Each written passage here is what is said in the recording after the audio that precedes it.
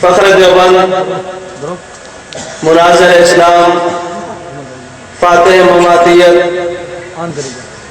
ماد مجاہد جناب حضرت مولانا محمد الیاس گھمن صاحب کو دعوت دوں گا، تشریف لائیں اور ہمارے دلوں کو گرمائیں۔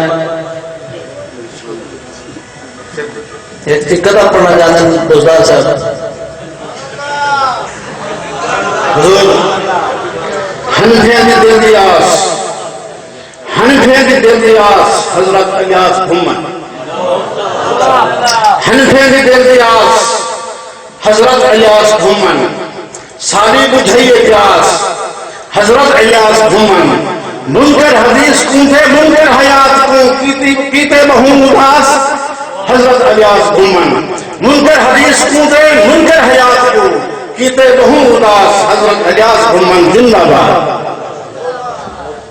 تشریف لاتے ہیں ہمارے دلوں کی دھڑکن، وکیل احناف، فاتح مماتیت حضرت مولانا محمد الیاس گھمن صاحب۔ نعرہ تکبیر، بلند آواز سے نعرہ تکبیر، شان محمد مصطفیٰ، شان صحابہ، نعرہ تکبیر، عقیدہ حیات النبی، عقیدہ حیات النبی، عقیدہ حیات النبی، نعرہ تکبیر۔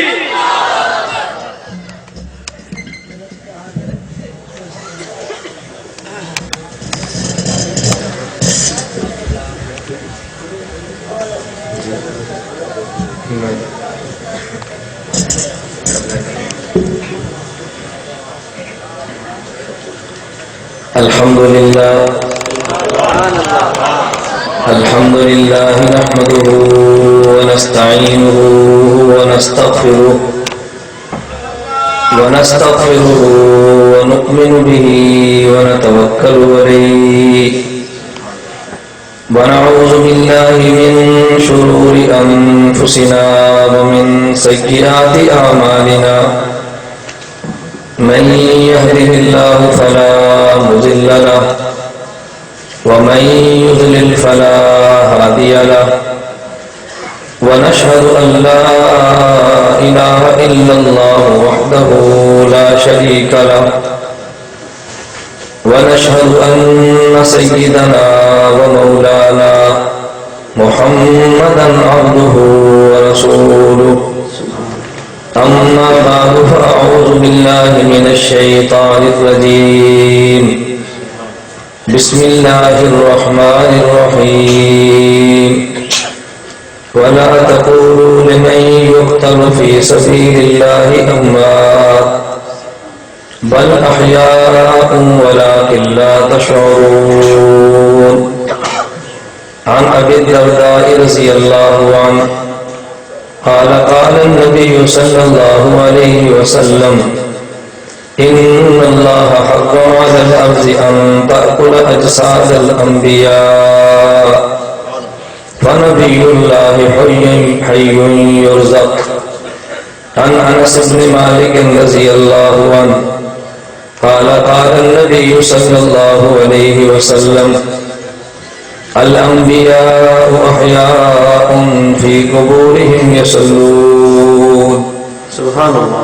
عن أنس بن مالك رضي الله عنه قال قال النبي صلى الله عليه وسلم مررت على موسى ليلة أسري بي عند الكسيد الأحمر رأيته وهو قائم يصلي عن عبد الله بن مسعود رضي الله عنه قال قال النبي صلى الله عليه وسلم إن لله ملائكة سياحين في الأرض يبلغوني من أمة السلام عن أبي هريرة رضي الله عنه قال قال النبي صلى الله عليه وسلم من صلى علي عند قبري سمعته ومن صلى علي من بعيد علمته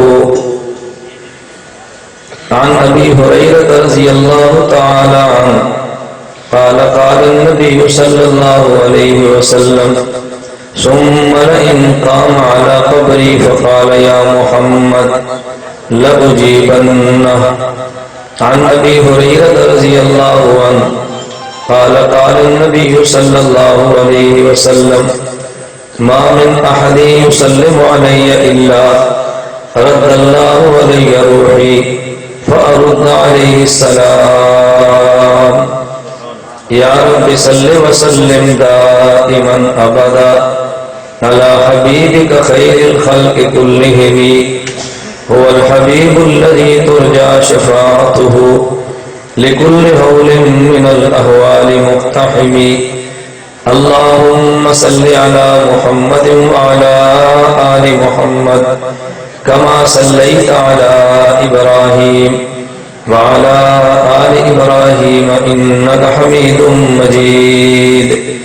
اللهم بارك على محمد وعلى آل محمد كما باركت على إبراهيم وعلى آل إبراهيم إنك حميد مجيد.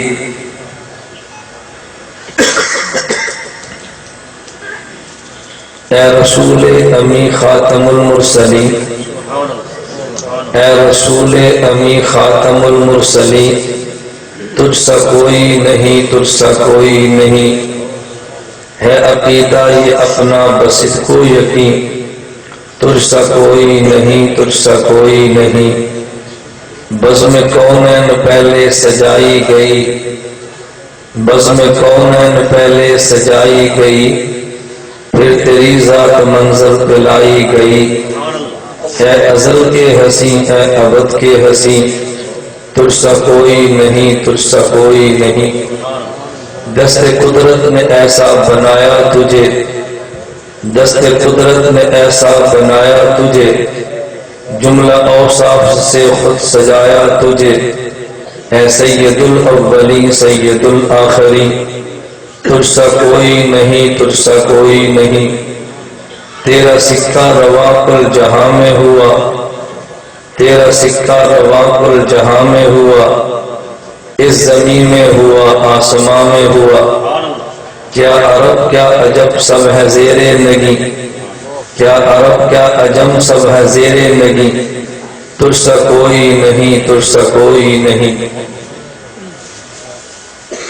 نام محمد سے دلوں کو سرور ملتا ہے، نام محمد سے دلوں کو سرور ملتا ہے، نگاہ فکر کو تازہ شعور ملتا ہے. نام محمد سے دلوں کو سرور ملتا ہے، نگاہ فکر کو تازہ شعور ملتا ہے. نصیب کیسا بھی ہو واسطہ احمد کا دیکھے، نصیب کیسا بھی ہو وسیلہ محمد کا دیکھے، خدا سے جو بھی مانگے ضرور ملتا ہے. معزز علماء کرام، نہایت واجب الاحترام بزرگوں، مسلک اہل سنت والجماعت سے تعلق رکھنے والے غیور نوجوان دوستوں اور بھائیوں، ہمارا اہل سنت والجماعت احناف دیوبند کا عقیدہ ہے اللہ رب العزت کے کلام مبارک کا مرتبہ سب سے اول ہے، اور اس کے بعد رحمت للعالمین صلی اللہ علیہ وسلم کی حدیث مبارک کا مقام ہے. کائنات میں نہ ہی اللہ کے کلام کا مقابلہ ہے، اور اس کائنات میں نہ ہی حدیث پیغمبر کا مقابلہ ہے. خالق کا کلام خالق والا ہے، مخلوقات میں سے اشرف المخلوقات اور اشرف المخلوقات کے سید کا مقام سادات اور سرداروں والا ہے. ہم اللہ کی ذات کو اگر رب العالمین کہتے ہیں تو اس کے محبوب کو رحمت للعالمین کہتے ہیں. رب العالمین کے کلام میں شان ربوبیت ہے، رحمت للعالمین کے کلام میں شان رحمت ہے. ربوبیت کے کلام کا مقابلہ بھی دنیا میں کوئی نہیں کر سکتا، رحمت للعالمین کے کلام کا بھی دنیا میں کوئی مقابلہ نہیں کر سکتا. جہاں پہ اللہ کا کلام آ جائے وہاں پہ دوسری کوئی رائے نہیں۔ جہاں پہ پیغمبر کا ارشاد اور فرمان آ جائے اس کے مقابلے میں دوسری کوئی رائے نہیں۔ میں آج کی گفتگو ایک نئے طرز پہ اس بنیاد پہ کر رہا ہوں۔ عموماً دھوکہ یہ دیا جاتا ہے کہ اہل احناف یہ پیغمبر کی بات کے مقابلے میں امام کی بات لاتے ہیں۔ عموماً دھوکہ یہ دیا جاتا ہے اہل دیوبند کلام اللہ کے مقابلے میں اکابر کو پیش کرتے ہیں۔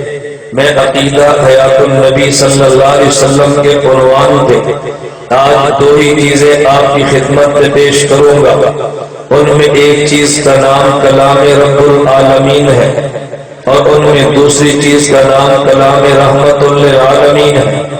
ایک کا کلام رب العالمین والا اور ایک کا کلام رحمت للعالمین والا۔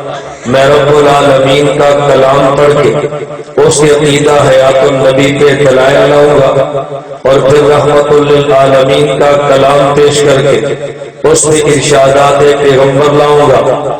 اور میں چیلنج اور تحدی کی بات نہیں کرتا، لیکن اتنی بات ضرور کرتا ہوں اگر اس کے مد مقابل قرآن کی آیت ہو تو مجھے پیش کر دے، اگر پیغمبر کی حدیث موجود ہو تو مجھے پیش کر دے۔ عقیدہ حیات النبی صلی اللہ علیہ وسلم کے عنوان پہ ہم نے جتنے اجزاء پیش کیے ہیں، میں آج علماء کی موجودگی میں ان میں ایک جز کے الگ الگ حدیث لاؤں گا تاکہ پتہ چلے کلام رب العالمین کس کے پاس ہے، کلام رحمت للعالمین کس کے پاس ہے۔ میں بد زبانی نہیں کرتا، میں تجھے گالی گلوچ سے نہیں نوازتا، تیری گالی کے جواب میں دلیل دیتا ہوں، میری دلیل کے مقابلے میں دلیل لا۔ میں نے اس لیے قرآن کی آیت ایک پڑھی ہے، ارشادات پیغمبر میں سے روایات میں نے 8 پڑھی ہے۔ میں نے کسی امام کا قول نہیں پیش کیا، اگرچہ میں اپنے امام کے قول کو دلیل سمجھتا ہوں، اپنے امام کے قول کو حجت سمجھتا ہوں، اپنے امام کے قول کو شریعت سمجھ کے قبول کرتا ہوں، اس لیے کہ میرا امام مجتہد ہے اور مجتہد کی رائے دین ہے۔ یہ بات اللہ کے کلام میں بھی ہے، یہ بات پیغمبر کے ارشاد میں بھی ہے، لیکن آج میں نے گفتگو کا طرز وہ اختیار کیا ہے جو تیرے دیے ہوئے ذوق کے مطابق ہے اور مخالف کے دیے ہوئے ذوق کے مطابق ہے۔ عموماً پروپیگنڈا یہ کیا جاتا ہے، اپنے عقیدے پہ قرآن پیش نہیں کرتے، اپنے عقیدے پہ حدیث پیغمبر پیش نہیں کرتے۔ میں نے قرآن کریم کی ایک آیت پڑھی ہے، ارشادات پیغمبر میں سے 8 احادیث پڑھی ہیں۔ میں ان احادیث کی روشنی میں بات سمجھانے سے قبل بطور تمہید کے ایک بات کہنا چاہتا ہوں۔ آپ میرے دلائل پہ توجہ رکھیں گے، میں انشاءاللہ اپنے دلائل آپ کو سمجھا کے اٹھوں گا اور دلائل کی روشنی میں عقیدہ تیرے دل و دماغ میں اتاروں گا انشاءاللہ۔ اگر ضد اور حسد نہ ہوا، اگر بغض اور کینہ نہ ہوا تو میرا مخالف بھی کہے گا احناف کے وکیل نے وکالت کی ہے اور اپنے دلائل کو تحدی کے ساتھ پیش کیا ہے۔ میں کہتا ہوں ایک طرف قرآن ہے، ایک طرف حدیث ہے۔ پہلے اس بات کو سمجھ لیں قرآن کسے کہتے ہیں، اس بات کو سمجھ حدیث کسے کہتے ہیں۔ اگر قرآن کا معنی ہی نہیں آتا تو قرآن سے استدلال کیسا، اگر حدیث کا معنی ہی نہیں آتا تو پھر حدیث سے استدلال کیسا۔ میں کہتا ہوں ایک لفظ قرآن ہے، ایک لفظ حدیث ہے۔ میں جو کہ دیہات کا رہنے والا ایک دیہات کا مولوی ہوں تو میں بات عوام کی سطح کے مطابق کرتا ہوں۔ اتنی آسان بات کروں گا، اتنی آسان لہجے میں دلیل لاؤں گا، اتنے واضح الفاظ میں لاؤں گا۔ اگر ایم اے پاس ہے تو وہ بھی سمجھے گا، اگر ایک دن سکول نہیں گیا تو وہ بھی سمجھے گا۔ اتنی آسان دلیل بیان کروں گا اور وجہ میں اس پیغمبر کا وارث ہوں کہ جو پیغمبر علماء کا بھی نبی ہے، جو پیغمبر غیر علماء کا بھی نبی ہے۔ ہم اس پیغمبر کے وارث ہیں جس پیغمبر کے ساتھ ملنے والا وہ بھی آیا ہے جو ایک دن کسی ادارے میں پڑھنے کے لیے نہیں گیا، لیکن آج اسی کے نام سے دنیا میں ادارے چلتے ہیں۔ پیغمبر کی خدمت میں وہ آیا ہے کہ جو رنگ کا کالا ہے اور غلامی کرتا ہے، آج اس کا نام لینے پہ دنیا فخر کرتی ہے۔ تو پیغمبر نے لہجہ وہ دیا ہے جس کو عالم بھی سمجھتا ہے، نبوت میں لہجہ وہ دیا ہے کہ جس کو غیر عالم بھی سمجھتا ہے۔ میں آپ کی عزت نفس کا خیال کرتے ہوئے عالم کے مقابلے میں جاہل نہیں کہہ رہا، عالم کے مقابلے میں غیر عالم کہتا ہوں۔ وجہ یہ ہے اگر ہم ایک ڈاکٹر کو کہہ دیں آپ عالم نہیں ہے، اس کو اعتراض نہیں ہوتا، لیکن آپ یہ بات کہہ دیں عالم نہیں جاہل ہے، تو وہ کہے گا یار میں ڈاکٹر مجھے تم نے جاہل کہہ دیا، ارے میں انجینئر ہوں مجھے جاہل کہہ دیا۔ ہم نے عالم کے مقابلے میں جاہل کو نہیں لائے، میں عالم کے مقابلے میں غیر عالم لایا ہوں۔ یہ ڈاکٹر ہوگا، میں جاہل تو نہیں کہتا، لیکن غیر عالم تو ہے نا۔ انجینئر کو میں جاہل نہیں کہتا، لیکن غیر عالم تو ہے نا۔ پی ایچ ڈی کرنے والا جاہل نہیں، لیکن غیر عالم تو ہے نا۔ میں دلیل وہ دوں گا عالم بھی سمجھے، دلیل وہ دوں گا وہ غیر عالم بھی سمجھے۔ آپ ذرا توجہ میری طرف رکھنا، میں یہ بات اس لیے کہتا ہوں کہ میری نگاہ پورے مجمع پر ہے۔ بعض وہ بھی آتے ہیں کہ جن سننے کے لیے نہیں آتے، کان میں خسر خسر کے لیے آتے ہیں۔ چلو پورے مجمع میں ایک تو توجہ تو ہٹا لوں نا، وہ سمجھے کہ میں نے اپنا کام پورا کیا ہے۔ کوئی ایک بندہ تو میری محنت سے عقیدہ نہیں سمجھ سکا۔ میں کہتا ہوں ایک لفظ قرآن ہے، ایک لفظ حدیث ہے، میرے الفاظ پہ غور کرنا۔ قرآن کا معنی کیا ہے، حدیث کا معنی کیا ہے، پہلے ان دو کا معنی سمجھنا ہے، پھر پورے عقیدہ حیات النبی سمجھنا ہے۔ اللہ کے پیغمبر صلی اللہ علیہ وسلم جب ہم کلمہ پڑھتے ہیں ہم اس میں دو جملے کہتے ہیں، نمبر ایک لا الہ الا اللہ، نمبر دو محمد الرسول اللہ۔ یہ جو ہم نے دوسرا جملہ کہا محمد الرسول اللہ، ہم نے اس میں اعتراف کیا ہے حضرت محمد اللہ کے رسول ہے۔ رسول عربی زبان کا لفظ ہے، اس کا اپنی زبان میں تو معنی پیغمبر کرے گا۔ اور آج ایک نیا فتنہ بھی نکلا ہے، آپ نے اگر کہا اللہ پاک نے فرمایا، آپ نے کہا خدائے ذوالجلال نے کہا، تو جماعت المسلمین والا بے ایمان یہ بات کہہ دے گا وہ جو تم نے شرک کیا ہے، تم نے لفظ خدا کیوں کہا ہے؟ ایک مجھے بدبخت کہنے لگا لفظ خدا نہیں کہنا چاہیے۔ میں نے کہا لفظ خدا نہ کہنے پہ دلیل کیا ہے؟ کہتے جی خداوند اس لیے نہ کہو، اس لفظ سے شرک کی بو آتی ہے۔ میں نے کہا اگر ناک گندا ہو تو ہمیشہ بو ہی آتی ہے، لیکن اگر آدمی کی صحت ٹھیک ہو تو پھر کبھی خوشبو بھی تو آ جاتی ہے۔ آپ نے سنا ہوگا، واقعہ کئی بار سنا ہوگا، کہتے ایک آدمی وہ تھا کہ جو ہمیشہ گٹرز کی صفائی کا کام کرتا۔ ایک دن یہ ظالم کسی باغ میں چلا گیا، وہاں جا کے بے ہوش ہو گیا۔ اس کا علاج کرنے کے لیے ڈاکٹر لائے، لیکن اس کو ہوش نہیں آیا۔ ایک گٹر صاف کرنے والا اور تھا، جب اس کو پتا چلا یا ایک چوڑا بے ہوش پڑا ہے، اس نے کہا علاج تم نہیں کر سکتے میں کروں گا۔ اس نے پخانہ اپنے دونوں ہاتھوں میں لیا، اس کے ناک کے ساتھ لگایا تو ہوش آ گیا۔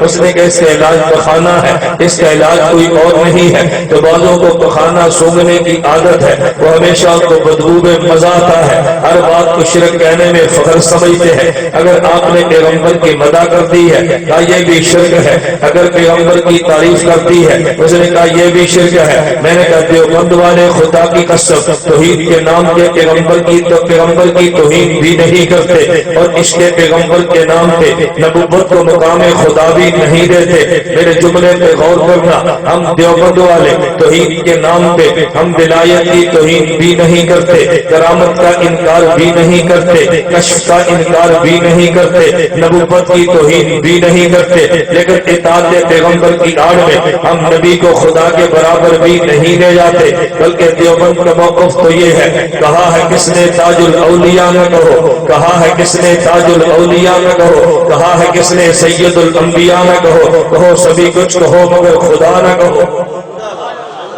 کہو سبھی کچھ کہو مگر خدا نہ کہو۔ ہم توحید کی آڑ میں پیغمبر کی توہین بھی نہیں کرتے، جس طرح یہ ملحدین کا شعار ہے، اور ہم اطاعت عشق پیغمبر کی آڑ میں پیغمبر کو مقام خدا بھی نہیں دیتے، جیسے اہل بدعت کا آڑ ہے۔ ہم الہاد کا بھی انکار کرتے ہیں، ہم بدعت کا بھی انکار کرتے ہیں، خدا کی توحید کا اقرار کرتے ہیں۔ ہم افراط بھی نہیں کرتے، تفریق بھی نہیں کرتے، ہم راستہ اختیار وہ کرتے ہیں جو میرے اللہ نے قرآن قرآن میں ان لفظوں میں دیا ہے ان ھذا القرآن یہدی للتی ہی اقوم. قرآن اعتدال کی بات کرتا ہے. حد سے آگے گزر گیا تب بھی ضلالت ہے, حد سے نیچے اتر گیا تب بھی گمراہی ہے. ہدایت تو اعتدال سے ملا کرتی ہے. میں نے کہا لا الہ الا اللہ محمد رسول اللہ, اور یہ اللہ کو خدا نہیں کہنا چاہیے. میں نے کہا تیری دلیل کیا ہے؟ تو کہتے ہیں جی خدا کی جمع خداوند آتی ہے, اس میں توہین, اس میں اللہ کی شرک پہ بو آتی ہے. خدا کی جمع خداوند آتی ہے.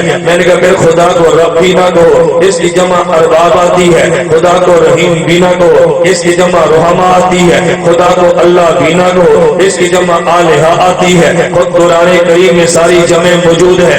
اگر تیرے لفظ کی وجہ سے اگر شرک کو بنیاد بنا لیا جائے, اس سے شرک کی بو آتی ہے, تو پھر اللہ کہنا بھی شرک ہوگا. لو کان فیہم آلہۃ جمع جو موجود ہے, تو پھر رحیم کہنا بھی شرک ہوگا. رحمہ بینہم جمع جو موجود ہے, ارے رب کہنا بھی شرک ہوگا. ارباب قرآن میں جو موجود ہے, کہتے نہیں ایک اور وجہ بھی ہے. میں نے ایک اور وجہ بتاؤ تاکہ تیری دوسری وجہ کا بھی جائزہ لے. کیا یہ خدا اس لیے نہیں کہنا چاہیے, عربی میں لفظ اللہ کہتے ہیں, تم نے خدا کہہ کے وہ نام دیا جو کلام عرب میں نہیں ہے. میں نے کہا عقل نہیں دی اس لیے بے عقلوں والی باتیں تو کرتا ہے. کہتے ہیں یہ کیا مانا؟ میں نے کہا میرا دوست مجھے بتا, اگر ہم تجھ سے پوچھتے ہیں کہ دن میں نمازیں کتنی فرض ہے, کہتا ہے جی 5 ہے. ہم نے پوچھا رمضان میں روزے کتنے فرض ہے, کہتا ہے جی 1 مہینے کے فرض ہے. میں نے کہا یار تو بہت وقوف لگتا ہے. مجھے کہتا ہے جی کیوں؟ میں نے کہا تو نے نماز کہا, ہمیں کہا تھا خدا نہ کہنا. عربی میں اللہ کو خدا نہیں کہتے, تو جو تو نے نماز کہا عربی میں سے صلاۃ کہتے ہیں, نماز نہیں کہتے. جسے تو نے روزہ کہا اسے عربی میں صوم کہتے ہیں, روزہ نہیں کہتے. اگر صوم کو روزہ اپنی زبان میں کہنا جائز ہے, اگر صلاۃ کو اپنی زبان میں نماز کہنا جائز ہے, تو پھر اللہ کو بھی اپنی زبان میں خدا کہنا جائز ہے. ایک لفظ تو کہہ لے تو ایمان ہے, ہم کہہ لے تو شرک بنا ہے. میاں والی کے عقیدے میں ابتدائی بخاری کے لیے گیا, مجھے وہاں پر حافظ جی کے محترم کہنے لگے کہ مولانا آج تھوڑا سا خیال کر کے بیان کرنا. میں نے کہا کیا مطلب؟ کہتے ہیں 70% دوسرے عقیدے کے لوگ ہیں. میں نے کہا پھر تو عقیدہ کھول کے بیان کرنا چاہیے تاکہ 70% تو عقیدہ سمجھ آئے. کہ جی آپ تھوڑا سا خیال کریں. میں نے کہا عقیدہ سمجھا دو, دوبارہ شاید کبھی آئیں جانا ہے. کہتا ہے ہم نے راستہ صاف کیا ہے, آپ ذرا خیال کریں. میری عادت ہے میں زبان کا بھی خیال کرتا ہوں. میں نے کہا چلیے تمہارا خیال کرتے ہیں, لیکن اگر کہ درمیان میں عقیدہ آ بھی جائے تو آپ نے پریشان نہیں ہونا. کہتے ہیں آپ یوں سمجھائیں کہ لوگ انکار نہ کریں, مجھے کوئی اعتراض نہیں ہے. میں نے فور کرنا ابتدائی بخاری کا بیان کیا, میں نے درمیان کا مسئلہ سمجھ آ گیا, لوگوں کا جی سمجھ آ گیا. میں نے کہا خدا تم سب کو مدینہ منورہ لے جائے. وہ کہنے لگے آمین. میں نے کہا تمہاری برکت سے خدا مجھے بھی لے جائے. انہوں نے کہا جی آمین. میں نے کہا تمہیں شرم کرنی چاہیے, میں نے کہا تمہیں شرم کرنی چاہیے. ان کو بڑا تعجب ہوا, ہمیں شرم کرنی چاہیے. میں نے کہا میں نے تمہیں کہا خدا تم سب کو مدینہ لے جائے, تم نے کہا آمین. میں نے کہا تمہاری برکت سے مجھے لے جائے, تم نے کہا آمین. اگر میں کہہ دیتا اللہ ہم سب کو حضور کے وسیلہ سے لے جائے, تم نے کہنا تھا شرک ہے. میں نے کہا تمہاری برکت سے لے جائے, تم نے کہا آمین. میں نے کہا بدبختو تمہارا وسیلہ جائز ہے, حضور کا جائز نہیں ہے. تمہارا وسیلہ جائز ہے اور پیغمبر کا وسیلہ جائز نہیں ہے. کیسے عجیب لوگ. اور توجہ رکھنا, میں سمجھانے کے لیے بات کہتا ہوں. تمہیں کئی لوگ ملیں گے جو کہ یہ محمدی ہے, تم محمدی نہیں ہو. اس کے منہ پہ کہہ دینا تو جھوٹ بولتا ہے, تو محمدی بھی نہیں ہے. وہ کہے گا جی میں محمدی نہیں ہوں, تو کہنا بالکل تو جھوٹ بولتا ہے. وہ کہے گا جی میں تو محمدی ہوں. پوچھو تو نے اپنا نام محمدی کیوں رکھا ہے؟ کہے گا مجھے محمد پر اعتماد ہے. آپ نے کہنا جھوٹ بولتا ہے, اور میں خدا قسم اٹھا کے کہتا ہوں اس کے مسلک کا عالم ہوگا, وہ محمد پہ اعتماد نہیں کرتا. تیرے مسلک کا جاہل ہوگا. جس قدر تو نماز پہ اعتماد کرتا ہے وہ حضرت محمد پہ نہیں کرتا. جس قدر تو روزے پہ اعتماد کرتا ہے حضرت محمد پہ نہیں کرتا. لوگ کہتے ہیں یہ کیا مانا؟ توجہ رکھنا. لیکن تو مطلب یہ ہے اگر ہمارے مسلک کا عام بندہ ان پڑھ ہوگا, وہ خود کو نمازی کہتا ہے, اس سے پوچھو یار جو تو نے نماز پڑھی ہے کیا تو نماز کا وسیلہ دے کر خدا سے مانگ سکتا ہے؟ اس نے کہا جی مانگ سکتا ہو. اچھا بتا روزے کا وسیلہ دے کے خدا سے مانگ سکتا ہے؟ کہا جی میں مانگ سکتا ہوں. میں نے کہا میرے مسلک کا نمازی. وہ کہتے ہیں جی میں نمازی ہوں, میں نماز کا وسیلہ دے کے خدا سے دعا مانگ سکتا ہوں. ارے میں روزے دار ہوں, میں روزے کا وسیلہ دے کے دعا مانگ سکتا ہوں. ارے میں نے حج کیا ہے, میں حج کا وسیلہ دے کے مانگ سکتا ہوں. اس محمدی سے کہہ دے حضرت محمد کا وسیلہ دے کے خدا سے مانگ. کہتا ہے نا جی شرک ہے. میں نے کہا تو کیسا محمدی ہے؟ میرے نمازی کو نماز پر اعتماد ہے, میرے روزے دار کو روزے پر اعتماد ہے, میرے حاجی کو حج پر اعتماد ہے. بظاہر تجھے محمد پہ اعتماد ہوتا, محمد کا وسیلہ دے لیتا. آدمی جس پر اعتماد کرے اس کا وسیلہ بھی دیتا ہے. تجھے حضور پہ اعتماد نہیں ہے, تو نے کیسے نام محمدی رکھا؟ میرے مسلک والوں کا حق ہے کہ خود کو نمازی بھی کہے محمدی بھی کہے.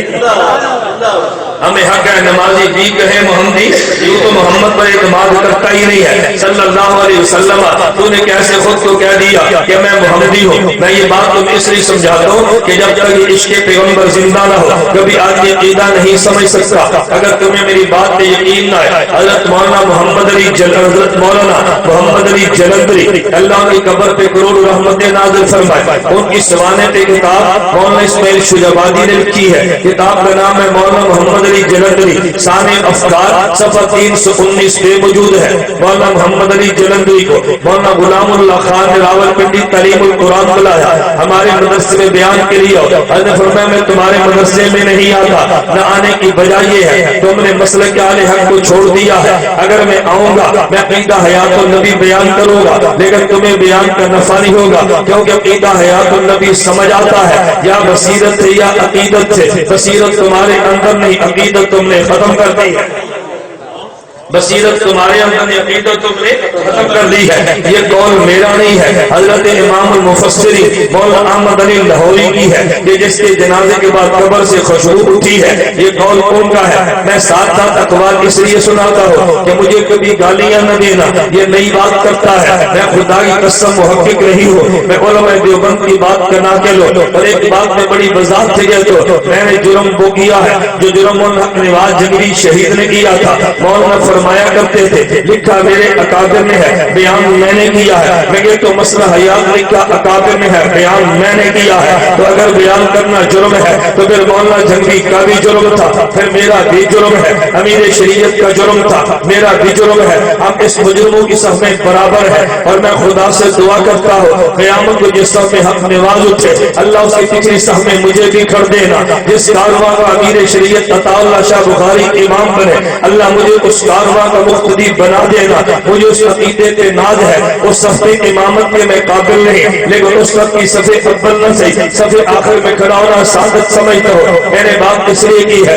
میں نے دلائل میں قرآن و حدیث لانے ہیں. اگر کوئی قول بزرگ آ جائے تو میں اس لیے پیش کرتا ہوں کہ میری پشت پہ قرآن بھی ہے, میری پشت پہ حدیث پیغمبر بھی ہے, اور میری پشت پہ بحمداللہ ہمارے اکابر کے اقوال و آراء بھی ہے. تو میں یہ بات سمجھا رہا تھا لا الہ الا اللہ محمد رسول اللہ. میری تمہید کو ذرا سمجھنا, ابھی میں تمہید باندھ رہا ہوں. جب تیرے دماغ میں بات آ گئی پھر میں انشاءاللہ دلائل کی بارش برساؤں گا تو سمجھے گا عقیدہ حیات النبی کے کتنے مضبوط دلائل ہیں کہ جس کا انکار خدا کی قسم وہی بندہ کر سکتا ہے کہ جس کا دل پیغمبر کی محبت سے خالی ہو اور جس کا سر دماغ سے خالی ہو. اگر سر میں دماغ موجود ہو, دل میں عشق پیغمبر ہو, کبھی انکار حیات النبی کا نہیں کر سکتا. اور یہ جملہ جو میں نے کہا ہے پیغمبر کی حیات کا انکار کرنے والا وہی ہوگا جو بد دماغ ہو یا جس کے دل میں عقیدت نہ ہو. یہ بھی جملہ میرا نہیں ہے, آپ اٹھا کے دیکھ لیں. یہ جملہ بھی علامہ شبیر احمد عثمانی نے فتح الملک میں نقل کیا ہے, مولانا ظفر احمد عثمانی نے الہ السنن میں بیان کیا ہے. یہ بھی جملہ میرا نہیں ہے, میرے اکابر کا جملہ ہے. میں نے آج ڈیرہ غازی خان میں کہا تھا, میں نے کہا جس نے عقیدہ حیات کو چھوڑا ہے وہ گمراہ بھی ہے, اس کے ساتھ تعلق رکھنا بھی ناجائز ہے, اس کے پیچھے نماز بھی جائز نہیں ہے, اس میں ایمان کے پیچھے نماز بھی جائز نہیں ہے, یہ ہے بھی گمراہ, اس کی تقریر بھی سننا ناجائز ہے, اس سے تعلق بھی ناروا ہے. یہ میرا فتویٰ نہیں ہے, حضرت مولانا لدھیانوی شہید کا فتویٰ ہے. آپ کی مسائل کا حل جلد نمبر 10 صفحہ نمبر 719 پر موجود ہے. میں فتویٰ بھی دوں گا تو میرا نہیں ہو, میں رائے بھی دوں گا تو میری نہیں ہوگی، میں دلیل بھی دوں گا تو میری نہیں ہوگی۔ خیر نظرا تمہید سمجھا دو، بات لمبی نہ ہو۔ لا الہ الا اللہ محمد رسول اللہ، محمد صلی اللہ علیہ وسلم اللہ کے رسول ہے۔ میں نے کہا رسول لفظ عربی ہے، اس کو فارسی اردو میں پیغمبر کہتے ہیں۔ پیغمبر کا معنی یہ ہے ایک پیغام دینے والا ہے، ایک پیغام لے جانے والا ہے۔ ارے پیغام دینے والا اور ہوتا ہے، پیغام لے جانے والا اور ہوتا ہے۔ اللہ کے پیغمبر حضرت محمد صلی اللہ علیہ وسلم یہ اللہ کے پیغمبر اللہ کے رسول ہے، خدا سے پیغام لیتے ہیں، اللہ کی مخلوق کو پیغام دیتے ہیں۔ دنیا میں پیغام دو طریقے پہ چلتا ہے، ایک پیغام کی صورت یہ ہے کہ کبھی پیغام دینے والے کے الفاظ بھی ہوگے، پیغام دینے والے کے مراد بھی ہوگی، اور کبھی پیغام یوں چلتا ہے پیغام لے جانے والے کے الفاظ تو اپنے ہوگے لیکن پیغام دینے والے کی مراد ہوگی۔ تجھے یوں نہیں سمجھ آنا، میں ایک مثال لے کر بات سمجھاتا ہوں۔ اگر تمہارے علاقے میں جلسہ ہوا، اشتہار چھپوا کے جلسہ کیا جیسے آج کیا ہے، جلسے کا عنوان بھی لکھ دیا گیا، تاریخ و وقت بھی بتا دیا گیا، مقام جلسہ بتا دیا گیا، آنے والے خطیب کا نام موجود ہے، اس کے القاب بھی درج ہے، اس پیغام میں الفاظ بھی جلسے والوں کے، مراد بھی جلسے والوں کی، لیکن کبھی جلسہ یوں نہیں ہوتا بلکہ جلسہ یوں ہوتا ہے اشتہار چھپوائے بغیر جلسہ ہوتا ہے۔ ایک امام مسجد ائمہ کو جمع کر دیا، کبھی ہمارے شہر میں فلاں تاریخ کو جلسہ ہے تم اعلان کر دو۔ ایک مولوی صاحب اپنی مسجد میں اعلان کرتے ہیں یا دین کی بات ہوگی، آنے والے فلاں مولانا بیان کریں گے۔ ایک بندہ کہتے ہیں دینی اجتماع ہوگا، پیر طریقت کا بیان ہوگا، ایک کہتا ہے تبلیغی جلسہ ہوگا، مشائخ وقت اس میں بیان کریں گے۔ اب دیکھو مراد آپ کی ہے، الفاظ اس کے اپنے ہیں۔ ایک پیغام وہ تھا جو بذریعہ اشتہار دیا ہے اور ایک پیغام وہ تھا جو بغیر اشتہار کے دیا ہے۔ اگر اشتہار چھپوا کے جلسے کا اعلان کیا، لفظ بھی آپ کے، مراد بھی آپ کی ہے، اور اگر بغیر اشتہار چھپوائے آپ نے اعلان کیا ہے تو لفظ اعلان کرنے والے کے ہے لیکن اس میں مراد آپ کی ہے۔ اگر یوں نہ سمجھ آئے، میں سے آسان مثال اور دیتا ہوں، تم کو یاد جلسے کی مثال تو مولویوں کی ہے، کوئی ہماری مثال بھی دینا جو مولوی نہیں ہے، میں ایک مثال تمہاری بھی دیتا ہوں۔ میں نے کہا دنیا میں نکاح ہو تو نکاح کا مسئلہ چلتا ہے، شادی طے ہو جاتی ہے، آپ شادی پر مہمانوں کو بلاتے ہیں، دوست احباب کو دعوت دیتے ہیں۔ دعوت دینے کا ایک طریقہ تو یہ ہے آپ نے اشتہار میں دعوت نامہ شادی کارڈ چھپوا لیا، دوست احباب کو بلا لیا، اس میں لکھا فلاں کی بیٹی ہے، فلاں کے بیٹے کے ساتھ نکاح ہے، فلاں وقت ولیمہ مسرور ہوگا، آپ اس میں تشریف لے آئے، آپ نے شادی کارڈ چھپوا کے بلایا۔ کبھی شادی کارڈ چھپوائے بغیر بلاتے ہیں، اس بلانے کا طریقہ میرے سرگودے میں طریقہ تو یہ ہے ہم ایک نائی کو بھیجتے ہیں، نائی کے ذریعے پیغام دیتے ہیں، وہ جا کے پیغام دیتا ہے فلاں کے بیٹی کا، فلاں کی بیٹی، فلاں کے بیٹے کا، فلاں کی بیٹی کے ساتھ نکاح ہے، اس میں فلاں دن ولیمہ ہے، آپ کو دعوت ہے، آپ بھی آئے۔ میں اپنی زبان میں یوں کہتا ہوں، دروازے پہ دستک آئی ہے، امی نے پوچھا کہ بیٹا جا کے دیکھو باہر کون آیا ہے، بیٹے نے دیکھا تو باہر نائی آیا تھا، وہ بیٹا امی جان سے کہتا ہے امی جان باہر چاچا اللہ بخش نائی آیا ہے۔ ماں پوچھ لیے پتر کیوں آیا، وہ کہتے ہیں چودھری بشیر دے پتر دا، چودھری نذیر دی کڑی نال ویا ہے اور نائی گنڈ لا کے آیا ہے۔ ہم اس پیغام نے کہا وہ گنڈ کہتے ہیں یعنی باہر نائی آیا ہے، وہ کہتے ہیں فلاں کے بیٹے کا، فلاں کے بیٹے کے ساتھ نکاح ہے، وہ پیغام نکالا، وہ پیغام عقد آیا ہے، اس عقد نکاح تو تم نے آنا ہے، ہماری زبان میں گنڈ کہتے ہیں۔ اگر آپ نے کارڈ چھپوا کے بلایا، الفاظ بھی آپ کے ہیں، مراد بھی آپ کی ہے، اگر الفاظ کے بغیر بذریعہ نہیں بلایا ہے، اس میں الفاظ تو نہیں کے اپنے ہیں لیکن مراد آپ کی ہے، فلاں دن نکاح ہوگا آپ تشریف لے آئے۔ اب ذرا میرے تمہید کے بعد دلائل پہ غور کرنا، میں کہتا ہوں پیغمبر خدا کا نبی ہے، یہ خدا کا پیغام لاتا ہے، کبھی پیغام کی صورت یہ ہوگی الفاظ بھی خدا کے ہوں گے، مراد بھی خدا کی ہوگی، کبھی پیغام یوں ہوگا الفاظ مصطفیٰ کے ہوں گے اور مراد خدا کی ہوگی۔ اگر پیغام خدا بندی یوں آئے جس میں الفاظ بھی خدا کے ہیں، مراد بھی خدا کی ہے، اس پیغام کا نام قرآن ہے۔ اگر پیغام یوں آیا ہے جس میں مراد تو خدا کی ہے، الفاظ مصطفیٰ کے ہیں، اور اس پیغام کا نام حدیث مبارک ہے۔ اب ذرا توجہ رکھنا، اگر پیغام جو خدا نے دیا ہے اس میں الفاظ بھی خدا کے، مراد بھی خدا کی ہے، اس پیغام کا نام قرآن ہے۔ اگر پیغام خدا نے دیا ہے، مراد خدا کی ہے، الفاظ مصطفیٰ کے ہیں، اس پیغام کا نام پیغمبر کا فرمان ہے۔ قرآن کا ماننا بھی ایمان ہے، حدیث کا ماننا بھی ایمان ہے۔ جو قرآن نہیں مانتا وہ بھی بے ایمان ہے، جو حدیث نہیں مانتا وہ بھی بے ایمان ہے۔ میں اس سے بڑھ کے کہتا ہوں جو قرآن نہیں مانتا وہ بے ایمان مسلمان نمبر 1 ہے، جو حدیث نہیں مانتا وہ بے ایمان نمبر 2 ہے۔ ہم دیوبند والے قرآن بھی مانتے ہیں، پیغام خدا بندی ہے، ہم حدیث بھی مانتے ہیں، پیغام خدا بندی ہے۔ میرے پیغمبر کا جی چاہے الفاظ خدا بیان کرے اور مسئلہ بیان کر دے، میرے پیغمبر کا دل کرے الفاظ اپنے لائے اور مسئلہ بیان کر دے۔ قرآن بھی پیغام خدا بندی ہے، حدیث بھی پیغام خدا بندی ہے۔ قرآن کا ماننا بھی ایمان ہے، حدیث کا ماننا بھی ایمان ہے۔ قرآن نہ مانے تب بھی بے ایمان ہے، حدیث نہ مانے تب بھی بے ایمان ہے۔ نعرہ تکبیر، شان محمد مصطفیٰ، سر بکف سر بلند، سر بکف سر بلند، جرت مند غیرت مند، نعرہ تکبیر۔ اب مجھے آپ بتائیں قرآن حدیث کا معنی سمجھ آ گیا؟ بولیے بھائی، یہ جب سمجھ آ گیا ہاتھ کھڑے کریں۔ میں علماء سے نہیں کہتا، نہ یہ تو بڑے ہیں، میں آپ کی بات کرتا ہوں جن کو معنی سمجھ آ گیا ہاتھ کھڑے کرو۔ آ گیا سمجھ؟ اب میں دوسری بات کو شروع کر رہا ہوں۔ میں نے پہلی بات اس لیے پوچھی کہ نہیں سمجھ آئی پھر بیان کروں، نہیں سمجھ آئی پھر بیان کروں۔ اتنا خرچہ جو ان حضرات نے کیا ہے کیوں کیا؟ تمہیں مسئلہ سمجھ آئے۔ یہ کوئی شادی کی دعوت تو نہیں ہے نا، یہ تو مسئلہ ہے، عقیدہ بیان کرنا ہے۔ میں نے جو عقیدہ سمجھانا ہے، عقیدے پر دلائل بھی دینے ہیں۔ ایک بات سمجھ آئی تو آگے چلے۔ میں نے کہا ایک لفظ قرآن ہے، ایک لفظ حدیث ہے، معنی سمجھ آ گیا؟ بولیے نا، الحمدللہ سمجھ آ گیا۔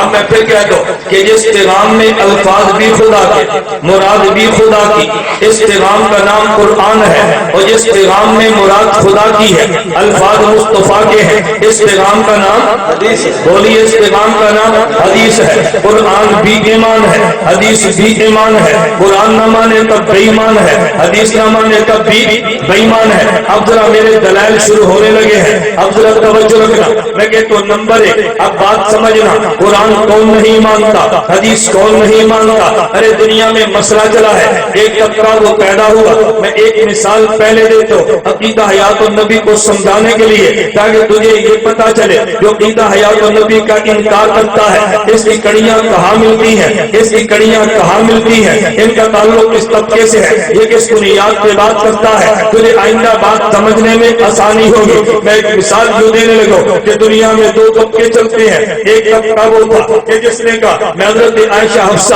اور پیغمبر کی 11 ازواج کو میں اہل بیت کو مانتا ہوں، لیکن پیغمبر کی 4 بیٹیاں ان کو اہل بیت نہیں مانتا۔ ایک طبقہ اور پیدا ہوا، اس نے کہا نہیں میں پیغمبر کی بیٹی فاطمہ اہل بیت میں مانتا ہوں، پیغمبر کے داماد علی کو حضرت رضی اللہ عنہ میں ان کو پیغمبر کا اہل بیت مانتا ہوں، پیغمبر کے بیٹے حسن حسین کو میں پیغمبر کے اہل بیت مانتا ہوں، لیکن حضرت عائشہ رضی اللہ عنہ، حضرت حفصہ رضی اللہ عنہ میں تو اہل بیت نہیں مانتا۔ توجہ رکھنا، ایک نے یہ کہا میں ازواج پیغمبر کو اہل بیت کو مانتا ہوں، اولاد پیغمبر کو نہیں مانتا۔ ایک نے کہا اولاد پیغمبر کو اہل بیت مانتا ہوں، لیکن میں ازواج پیغمبر کو اہل بیت نہیں مانتا۔ ذرا دونوں کی دلیل پہ غور کرنا۔ اس نے کہا یہ دلیل قرآن میں موجود ہے، میرے اللہ نے قرآن کریم میں یوں فرمایا یا نساء النبی لستن کاحد من النساء، اے میرے پیغمبر کی بیوی ہو، کائنات میں تم جیسی کوئی عورت نہیں ہے۔ میں یہاں بھی کہ تو تیرا ذوق تازہ ہو، تمہیں بطور دلیل کے بعد کہنے لگا ہو، امہات المومنین عشق میں ڈوب کے دلیل دیتا ہو۔ میں نے کہا خدا نے 2 جملے، وہ جملہ اپنی ذات کے لیے بھی یوں ہی فرمایا جیسے جملہ حضرت عائشہ کے لیے فرمایا ہے، جیسے جملہ حضرت اللہ نے اپنی ذات کے لیے فرمایا، ایسے پیغمبر کے زواج کے لیے فرمایا۔ جب خدا کی ذات کی باری آئی ہے فرمایا قل هو اللہ احد اللہ الصمد لم یلد ولم یولد ولم یکن له کفوا احد۔ خدا نے پہلے لم نفی کا لایا ہے، پھر احد نکرہ کا لایا ہے، خدا جیسا کوئی خدا نہیں ہے۔ ازواج مطہرات کی باری آئی ہے فرمایا یا نساء النبی لستن کا احد من النساء، لستن نفی لائے ہیں، احد نکرہ لائے ہیں، فرمایا مجھ جیسا کائنات میں ایران نہیں ہے، پیغمبر تیری حرم جیسی کائنات میں عورت نہیں ہے۔ اس دنیا میں میں کہتا ہوں اگر خدا جیسا ایران نہیں ہے، پیغمبر کے ازواج جیسی دنیا میں عورت نہیں ہے، تو جس طرح خدا سے منکر سے بڑا کوئی بے ایمان نہیں ہے، ازواج مطہرات کے انکار کرنے والے سے بڑا کوئی بے ایمان بھی نہیں ہے۔ لیکن ایک بات اور بھی کہتا ہوں، ازواج مطہرات کا جو منکر تھا تو نے آج تک خمینی کو سمجھا ہے، تو نے آج تک نقشی کو سمجھا ہے، لیکن تیرے علم میں نہیں تھا ازواج مطہرات کا منکر وہ بھی ہے جسے احمد سعید چتوڑی کہتے ہیں، جو جرم خدا کی قسم غلام حسین نقوی نے کیا ہے، وہی جرم تو اس بے ایمان نے کیا ہے، لیکن تیرے علم میں شاید اس کا جرم نہیں تھا۔ میں علماء کی موجودگی میں کہتا ہوں، احمد سعید چتوڑی نے کتاب لکھی ہے، قرآن مقدس اور بخاری محدث کے نام پہ لکھی ہے، اس میں طرف پر اعتراض امام بخاری پہ کیا ہے۔ میں نے الحمدللہ احمد سعید کے فروغ ہٹا، میں نے احمد سعید کے شہر ککڑ ہٹاکے میں جا کے جب گرفتار نہیں تھا تب بھی بیان کیا ہے، جب جیل سے آیا ہے تب بھی بیان کیا ہے، جب یہ گجرا والے تھا میں نے وہاں بھی بیان کیا ہے، دودھی پوائنٹ میں نے گفتگو کی ہے، اور میں نے کئی مرتبہ کہا ہے، میں آج بھی کہتا ہوں اگر احمد سعید کا نطفہ یہاں پہ موجود ہو، اپنے باپ کو تیار کر لے، اپنی کتاب کو گفتگو کرا لے، جب تو چاہے گا میں دن کو میرے اللہ نے چاہا اگر دن کو تارے نہ دکھا دو تو کہنا یہ دیوبند کی اولاد میں سے نہیں تھا، اگر اس کا نطفہ اس کو دودھ تیار کر لے تاکہ تجھے کا پانی اور دودھ کا دودھ الگ نظر تو آئے نا۔ احمد سعید نے طرف پر اعتراض کی ہے، میں طرف پر اعتراض کی بات نہیں کرتا، آدمی کو علمی اختلاف تو ہوتا ہے، احمد سعید کو بھی حق حاصل ہے، اختلاف کرے کون منع کرتا ہے۔ احمد سعید نے بخاری کے ایک حدیث پہ اعتراض کیا ہے، کہتے ہیں امام بخاری نے کہا اللہ کے پیغمبر کی بیوی حضرت ام المومنین امی عائشہ رضی اللہ عنہا کی عمر 7 سال ہے، پیغمبر سے نکاح ہوا ہے، عمر 9 سال ہے، پیغمبر کے گھر میں بیوی بن کے آئی ہے، کہتے ہیں حدیث غلط ہے۔ ہم نے کہا غلط ہونے کی وجہ کیا ہے؟ کہتے ہیں قرآن کریم میں ہے فَانكِحُوا مَا طَابَ لَكُم مِّنَ النِّسَاءِ، تم نے نکاح ان عورتوں سے کرنا ہے کہ جو نساء کی عمر کو پہنچے۔ اگر تم کہتے ہو 7 سال کی عمر میں نکاح ہوا، اس عمر میں بچی نابالغ ہے، اگر تم نے کہا 9 سال کی عمر میں رخصتی ہوئی، اب یہ تو نابالغ لڑکی ہے، نابالغ لڑکی کو نساء نہیں کہتے۔ قرآن کریم نے کہا فَانكِحُوا مَا طَابَ لَكُم مِّنَ النِّسَاءِ، شادی اس سے کرو جو نساء بن گئے، اور جب تک یہ بچی ہو نساء نہیں بنتی، جب بالغ ہو جائے تو نساء بنتی ہے۔ بخاری کہتا ہے 9 سال کی عمر میں پیغمبر کے نکاح میں آئے ہیں، ابھی تک نساء نہیں بنی، یہ پیغمبر کے نکاح میں مان لے تو ہم یہ سمجھیں گے پیغمبر نے خدا کے حکم کی خلاف ورزی کی ہے، لہذا ہم یوں کہیں گے کہ پیغمبر نے نکاح تب کیا ہے جب عائشہ کی عمر 18 سال ہے۔ ہم بخاری کی روایت نہیں مانتے۔ میں نے کہا چلیے اعتراض اپنی جگہ پہ، تجھے اشکال کا حق حاصل تھا، اگر کہ تو نے اعتراض بھی غلط کیا ہے، دلیل بھی غلط دی ہے، اس کی وجہ اعتراض سمجھے نہیں سمجھے؟ قرآن کہتے ہیں فَانكِحُوا مَا طَابَ لَكُم مِّنَ النِّسَاءِ، شادی کس سے کرو جو لڑکی کیا بن جائے، نساء، عورت کیا بن جائے، نساء، اور نساء کب ہوتی ہے جب بالغ ہو جائے۔ بخاری کہتے ہیں امی عائشہ نابالغہ نکاح ہوا، تو قرآن کہتے ہیں شادی نساء سے کرو، ابھی نساء ہوئی نہیں تو نکاح کیسے ہوا؟ لہذا حدیث آیت کے خلاف ہے۔ میں نے کہا بدبخت تجھے قرآن پڑھنا بھی نہیں آتا، سمجھنا تو خدا ہے، مراسیوں کی طرح قدر کے اس کو قرآن نہیں کہتے۔ میرے پیغمبر نے فرمایا ہے اقرأ القرآن بالعون العربی، ارے قرآن عربی لہجوں میں پڑھو، قرآن مراسیوں کی طرز میں نہ پڑھو۔ تجھے قرآن پڑھنا بھی نہیں آتا تھا، تو نے قرآن کے سمجھنے کا دعویٰ کیا ہے۔ میں کہتا ہوں تو نے جھوٹ بولا ہے، تم کوئی جھوٹ کا کیا مانا؟ فرعون نے خواب دیکھی ہے، نجومیوں نے کہا بنی اسرائیل میں جو بھی لڑکا پیدا ہو اسے قتل کر دینا تاکہ بڑا ہو تیری حکومت نہ چھینے۔ تو پھر فرعون نے کام کیا، بنی اسرائیل میں جو بچہ پیدا ہوگا اسے قتل کر دیتا، جو بچی پیدا ہوگی اسے زندہ رکھتا۔ قرآن لفظ کون سے نکل گئی ہے؟ کہتے ہیں سنقتل ابناءہم ونستحیی نساءہم۔ قرآن نے کہا کہ فرعون نے کہا ان کے بیٹوں کو زندہ رکھیں گے، یہ ان کے بیٹوں کو قتل کر دیں گے، جس کو قتل کیا وہ نابالغ ہے، اس کے مقابلے میں جس کو زندہ رکھا وہ بھی نابالغ ہے۔ تو نابالغ لڑکے کو ابنون کہا ہے، نابالغ بیٹی کو نساء کہا ہے، تو قرآن نے نابالغ کو نساء کہا ہے۔ اگر تجھے نہ ملے اعتراض بخاری پہ نہ کرنا، جاہل بخاری نہیں جاہل تو ہے، جاہل بخاری نہیں جاہل تو ہے، بولیے جاہل بخاری نہیں جاہل تو ہے، جھوٹ بخاری پہ بولتا ہے۔ قرآن مقدس اور بخاری محدث میں کہنے لگا وہ جی بخاری قرآن کے خلاف ہے۔ ہم نے کہا دلیل کیا ہے؟ کہتے ہیں امام بخاری کہتا ہے ام المومنین امی عائشہ نے فرمایا رضی اللہ عنہا کہ نبی پاک کے یہودیوں نے جادو کیا تو جادو کا نبی پہ اثر ہو گیا، اور اثر کیسے ہوا؟ امی عائشہ کے لفظوں پہ غور کرنا، امی عائشہ فرماتی ہے یخیل الیہ इलैहि, नबी के ख्याल में ये काम आता कि मैंने किया, हालांकि किया नहीं था। तो नबी के ज़हन में ख्याल यूं आता मैंने किया, हालांकि किया नहीं था। कहता है ये हदीस कुरान के खिलाफ है। मैंने कहा बदबख्त तूने कुरान पढ़ा ही नहीं है, कुरान पढ़ा होगा तो तुझे पता चलता ये हदीस कुरान के खिलाफ नहीं है। खुदा की कसम कुरान की ऐन मुताबिक है। तू कहेगा जी वो कैसे? हजरत मूसा फिरौन के दरबार में आए हैं, उधर फिरौन के जादूगर है, उन जादूगरों ने लाठियां फेंकी हैं, उनने रस्सियां फेंकी हैं, वो रस्सियां साफ बनी नहीं है, लेकिन लगता यूं कि जैसे रस्सियां साफ बन गई है। अल्लाह ने कुरान करीम में हजरत मूसा के बारे में कहा हत्ता युखय्यलु इलैहि मिन सिहरिही अन्नहा असा, ये लाठियां बनी नहीं थी। हजरत मूसा के ख्याल में आया कि बन गई है, लाठियां बनी नहीं थी। मूसा के ख्याल में कि बन गई है। अम्मी आयशा ने फरमाया हुजूर ने काम किया नहीं था, लेकिन ख्याल में आता कि किया है। तो जो लफ्ज कुरान में थे वही लफ्ज बुखारी में थे। ये बुखारी तो कुरान के मुताबिक कहता है, बुखारी जाहिल नहीं जाहिल तू है, बुखारी जाहिल नहीं जाहिल तू है। एक रात तूने बुखारी पे किया है। चलिए मैंने इनमें इख्तिलाफ होता है, जहालत की बात तो चलती है, जाहिल को माफ भी किया जा सकता है, लेकिन बदजुबान को माफ कैसे करे? अगले जुमले पे गौर करना। जामा सईद चित्रोड़ी ने गुलाम हुसैन नकवी वाला लहजा इख्तियार किया है। कहते अभी अम्मी आयशा रज़ियल्लाहु अन्हा ये निसा की उम्र को नहीं पहुंची। इमाम बुखारी ने इस अम्मी आयशा से पैगंबर का निकाह करवाया है, और अभी अम्मी आयशा बालिग भी नहीं हुई, अभी निसा की उम्र को नहीं पहुंची। हमारे पैगंबर अम्मी आयशा के साथ तबा आजमाई में मशगूल हो गए। मलऊन आदमी, ये जुमला कोई आदमी अपने बाप के बारे में नहीं कहता। जो जुमला तुमने हजरत पैगंबर के बारे में कहा, ये जुमला नक्शी कह दे तो काफिर है, ये जुमला ये मलून कह दे तो मोमिन है। मैं कहता हूं जिस तरह वो मलऊन था इस तरह तू भी मलून है, जिस तरह वो बेईमान था ऐसे तू भी बेईमान है। अम्मी आयशा की तौहीन नक्शी करे तो वो भी बेईमान है, अम्मी आयशा की तौहीन चित्रोड़ी करे तो भी बेईमान है।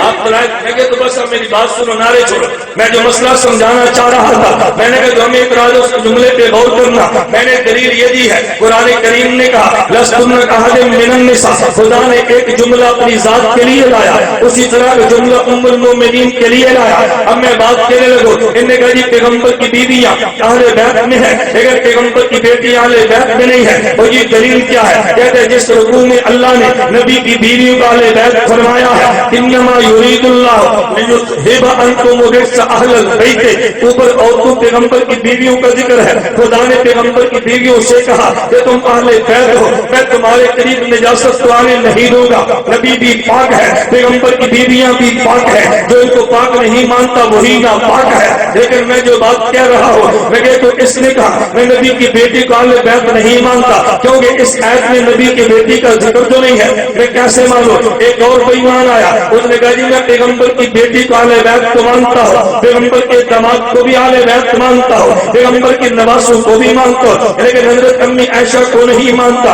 हमने कहा तेरी दलील क्या है? कहते हैं मुस्लिम में हदीस मौजूद है, अल्लाह के पैगंबर मौजूद है, नजरान के नसारा मुनाजरे के मुबाहले के लिए आए, हजरत अली रज़ियल्लाहु अन्हु नबी ने चादर के नीचे लिया, हजरत ज़हरा आए, नबी ने चादर के नीचे लिया, हजरत हसैन आए, नबी ने चादर के नीचे लिया, हजरत हसन आए, नबूवत ने चादर के नीचे लिया। फिर में हाउलाए अहले बैत, अरे अली अहले बैत है, मेरी फातिमा अहले बैत है, हसन हुसैन अहले बैत है। कहते इस चादर के नीचे आयशा को नहीं है रज़ियल्लाहु अन्हा, अगर ये अहले बैत होती नबी इनको चादर के नीचे ले लेता। एक बेईमान ने कहा मैं फातिमा को अहले बैत नहीं मानता, अगर ये अहले बैत होती अल्लाह कुरान में कह देता। दूसरे ने कहा हजरत आयशा अहले बैत नहीं है, अगर अहले बैत होती नबी हदीस में कह देता। मैंने कहा देवबंद का अकीदा सुन लो, अरे तो हदीस कुरान भी अल्लाह का पैगाम है, हदीस पैगंबर भी अल्लाह का पैगाम है। फर्क इतना था, कुरान वो पैगाम है जिसमें अल्फाज भी खुदा के है, मुराद भी खुदा की है। हदीस वो पैगाम है कि जिसमें मुराद खुदा की है, अल्फाज मुस्तफा के हैं। देवबंद वालों ने कहा पैगंबर की बीवियां अहले बैत है, अल्लाह के कुरान की वजह से पैगंबर की बीवियां अहले बैत है, अल्लाह के कुरान की वजह से पैगंबर की बेटियां, पैगंबर के दामाद, पैगंबर के नवासे अहले बैत है। मेरे पैगंबर के फरमान की वजह से हमने पैगंबर की बीवियां अहले बैत मानी है, कुरान की वजह से ये भी पैगाम खुदाबंदी है। हमने नबी की बेटियों को अहले बैत माना है, पैगंबर के फरमान की वजह से ये भी पैगाम खुदाबंदी है। अगर पैगंबर की बीवी को अहले बैत न माने तब भी बेईमान है, पैगंबर की बेटी अहले बैत न माने माने तब भी बेईमान है। पैगंबर की बीवी को अहले बैत न माने तो बेईमान है, पैगंबर की बेटी को अहले बैत न माने तो बेईमान है। बीवी अहले बैत है कुरान की वजह से और बेटी अहले बैत है पैगंबर के फरमान की वजह से।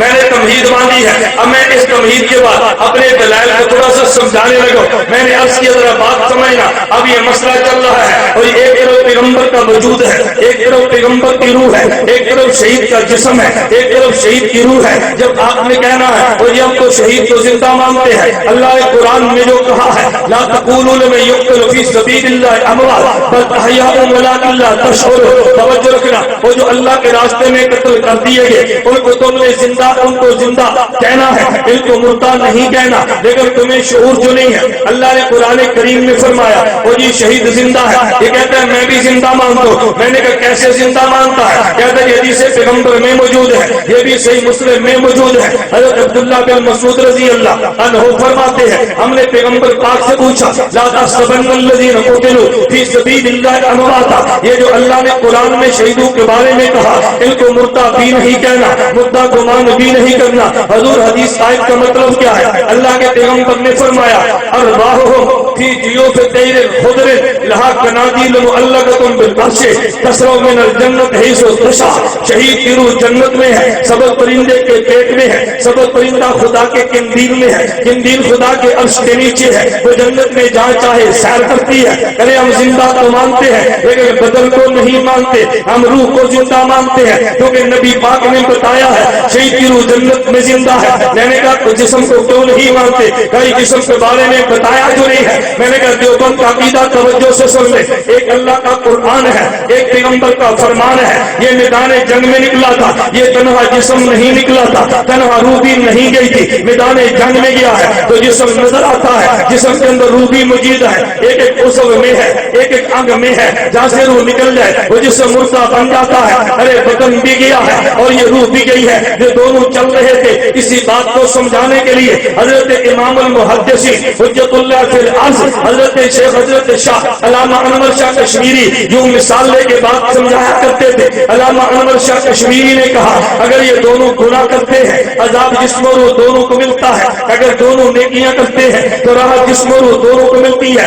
शायद समझाने के लिए यूं कहते कि बदन को सवारी कहते हैं और रूह को सवार कहते हैं। इसकी मिसाल यूं देते कि जैसे चोरी करने के लिए एक जाने वाला अंधा है, एक जाने वाला लंगड़ा है, ये दोनों मिलकर चोरी करने लगे हैं तो अंधा सवारी बना है और लंगड़ा सवार बना है। इन दोनों ने चोरी की है, अगर ये पकड़े जाए तो थानेदार दोनों को जूते मारेगा, लंगड़े को भी मारेगा, अंधे को भी मारेगा। लंगड़े को इसलिए मारेगा कि वो सवार बना है, अंधे को इसलिए मारेगा कि वो सवारी बना है। अगर ये अंधा ना होगा तो लंगड़ा कैसे जाता, अगर ये लंगड़ा ना होगा अंधा चोरी कैसे करता? ये दोनों मिले तो चोरी हुई है। हजरत शाह साहब फरमाते अगर बदन न चलता तो रूह सवारों के कैसे जाती, अगर रूह जिस्म के अंदर न होती तो बदन को कैसे पता चलता? मैंने कहा जाके गुनाह करना है, अंधा बता रहा है, बदन चल रहा है, अरे रूह रहनुमाई कर रही है, जिस्म चल रहा है तो सजा भी दोनों को मिलेगी और सवाब भी दोनों को मिलेगा। तो जब ये मैदान जंग में निकले हैं अरे बदन भी चला है लेकिन सवारी बन के चला है और रूह भी गई है, सवार बन के गई है। मैदान जंग में गया,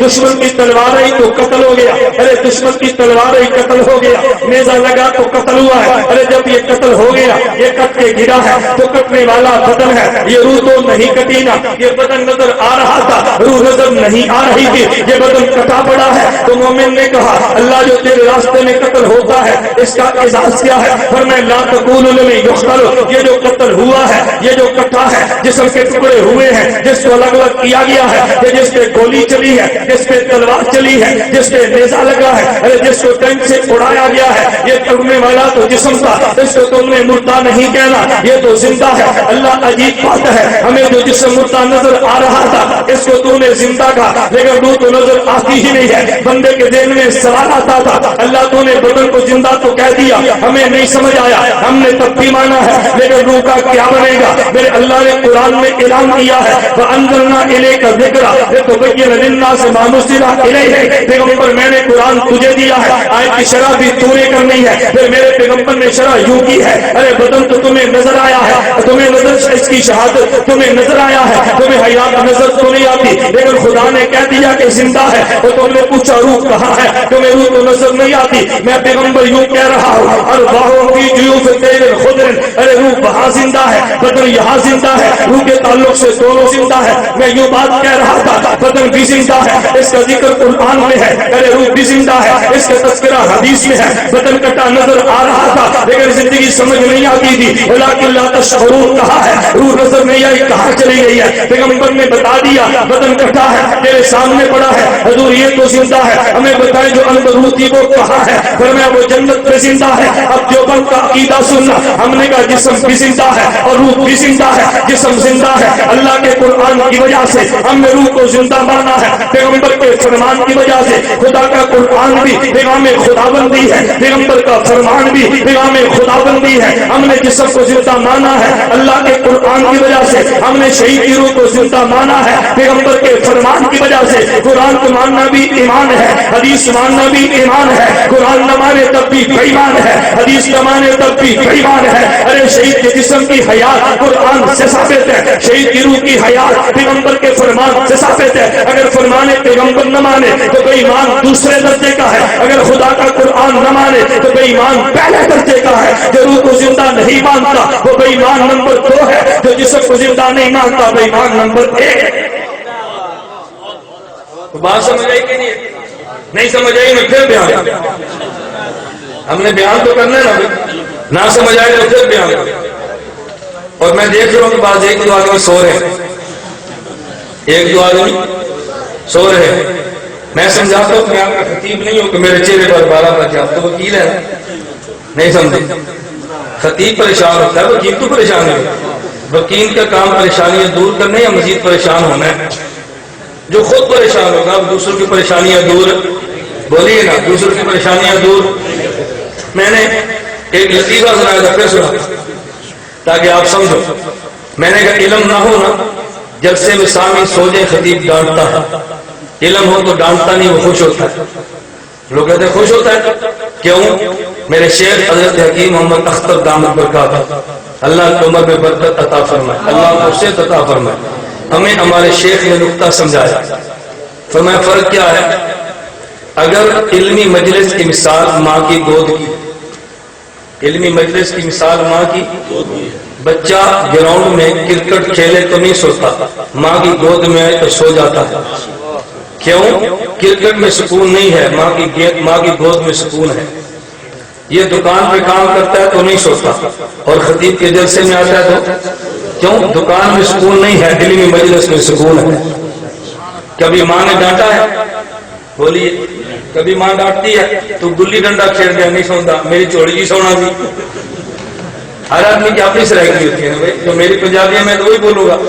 کبھی ماں ڈانٹتی ہے کہ تجھے کرکٹ کھیل کے تو نیند نہیں آئی، میری گود میں سونا تھا، کیوں؟ ماں سمجھتی ہے کرکٹ میں سکون نہیں ہے، میری گود میں سکون ہے۔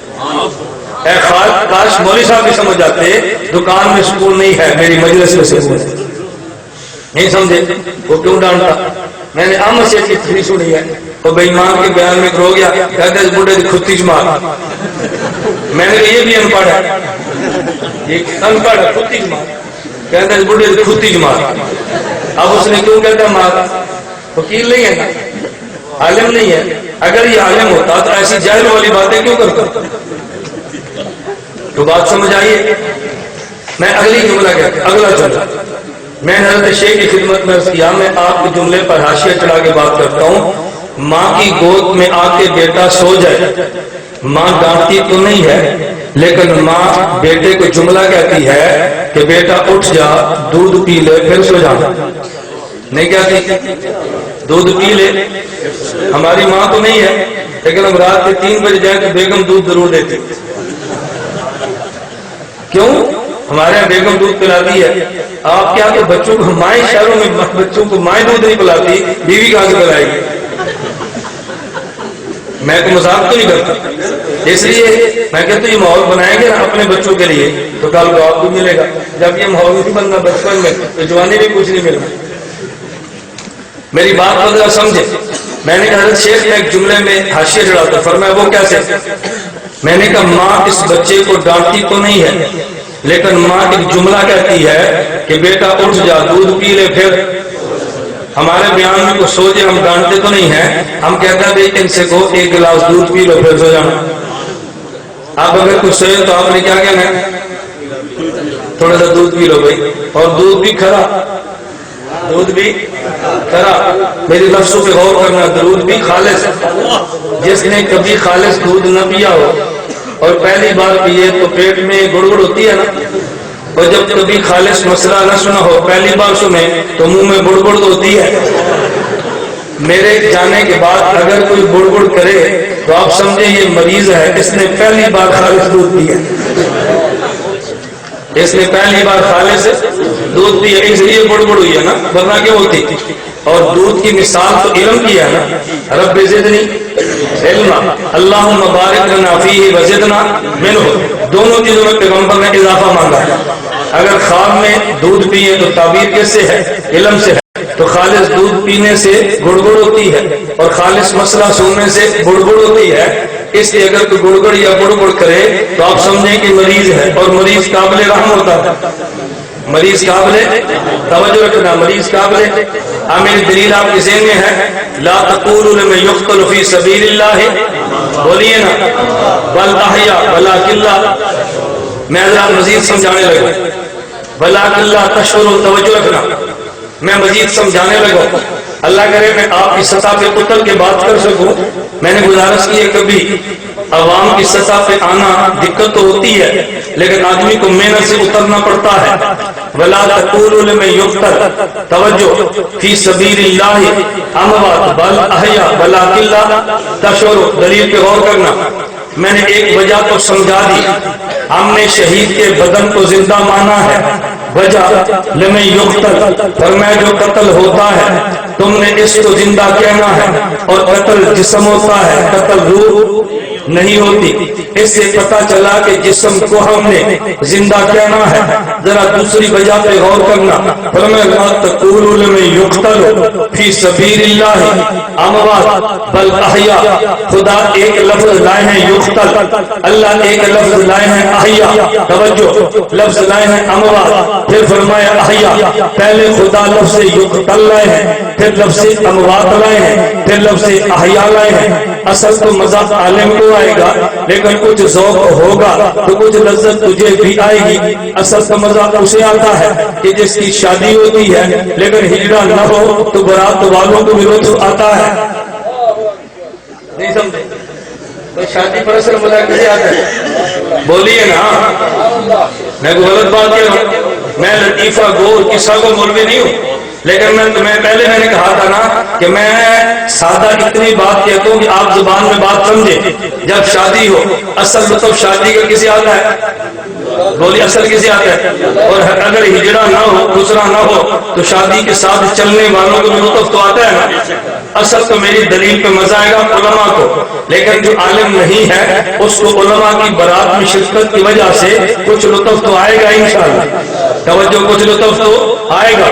میں نے قرآن حفظ کیا، میں نے اپنے ابو سے کہا کہ میں نے قرآن حفظ کیا ہے، ہمارے گلوں میں ہاتھ ڈالو نوٹ کا، جیسے بچوں گلوں میں ڈلتے ہیں۔ تو میرے ابا جی فرمانے لگے پتر اسی مثال، ہمارے پنجابی کی کہاوت ہے، مثال ہے، پنجابی کہتے ہیں کہ میری شادی تو نہیں ہے لیکن میں شادی کے ساتھ کیا ہوں۔ فرمایا کہ ہم نے یہ حفظ تو نہیں کیا لیکن حفاظ تو ہم نے دیکھا ہے، تو یہ حال ہم نے کبھی نہیں سنے جو تو نے کہے ہیں۔ تو میں یہ کہتا ہوں ایک ہوتا ہے شادی جس کی ہو، اور ایک ہے جو شادی کے ساتھ چلے۔ اصل تو لطف ہے شادی والے کا، لیکن ساتھ چلنے والوں کو لذت آتی ہے، بشرطے کہ ہجڑا، بشرطے کہ ہجڑا، اب میں یوں کہوں گا بشرطے کہ مردہ، بشرطے کہ پتھری۔ اب پتھر کو تو سکون نہیں آنا، پتھر کو مزہ کہاں سے آئے گا؟ بشرطے کہ پتھر نہ ہو تو اس کو مزہ ضرور آنا ہے۔ توجہ، مجھے کل میرا ایک شاگرد ہے ڈیرہ غازی خان، اس نے مجھے ایک بات کی، صدیق اس کا نام ہے، مجھے کہتا ہے یہ عبدالرحیم نظامی ہے ڈیرہ غازی خان میں، کہتا ہے اچانک ہماری ملاقات ہوگی تو مجھے وہ کہتا ہے دیکھ میں پتھری ہوں، کیا کہتا ہے؟ میں پتھری ہوں۔ تو میرے شاگرد صدیق نے کہا وہ جی آپ پتھری ہیں، پتھروں میں طیب ہے، کہتا ہے نانا میں پتھری کا مطلب پتھر کی طرح عقیدے میں سخت ہوں۔ میرے شاگرد نے کہا کہ پتھر ٹوٹ جاتا ہے جب اوپر لوہا لگتا ہے، پتھر ٹوٹ جاتا ہے جب لوہا. اس نے کہا تو نے کہاں پڑھا ہے؟ اس نے کہا میں مولانا گھوموں سے پڑھ گیا. میں نے کہا اس پتھر نے ٹوٹنا شکر ہے تو نے لوہا نہیں کہا پتھر کا. میں نے کہا اگر وہ لوہا کہتا تو پھر کہتے آپ بتائیں. میں نے کہا تو نے کہنا تھا جب تپش دے تو لوہا پگھل جاتا ہے. جو کہتا جائے گا ہم توڑتے جائیں گے, اس سے فرق نہیں پڑتا. توجہ رکھنا, لا تقولوا لمن یقتل فی سبیل اللہ اموات بل احیاء.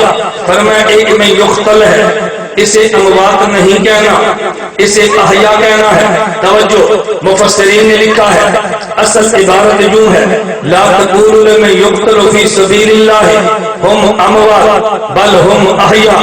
ایک لفظ یقتل ہے, ایک ہم اموات ہے, ایک لفظ یقتل ہے, ایک لفظ احیاء ہے. ارے جو یقتل ہے یہ فعل ہے اور اموات جو ہے یہ اسم ہے. لمن یقتل جملہ فعلیہ ہے, احیاء اور اموات جملہ اسمیہ ہے. ہم احیاء ہم اموات. مفسرین نے لکھا ہے کہ فعل میں تجدد ہوتا ہے. کیا معنی؟ فعل ہوتا ہے تو ختم ہو جاتا ہے. جملے اسمیہ میں دوام ہوتا ہے جس میں تسلسل ہو.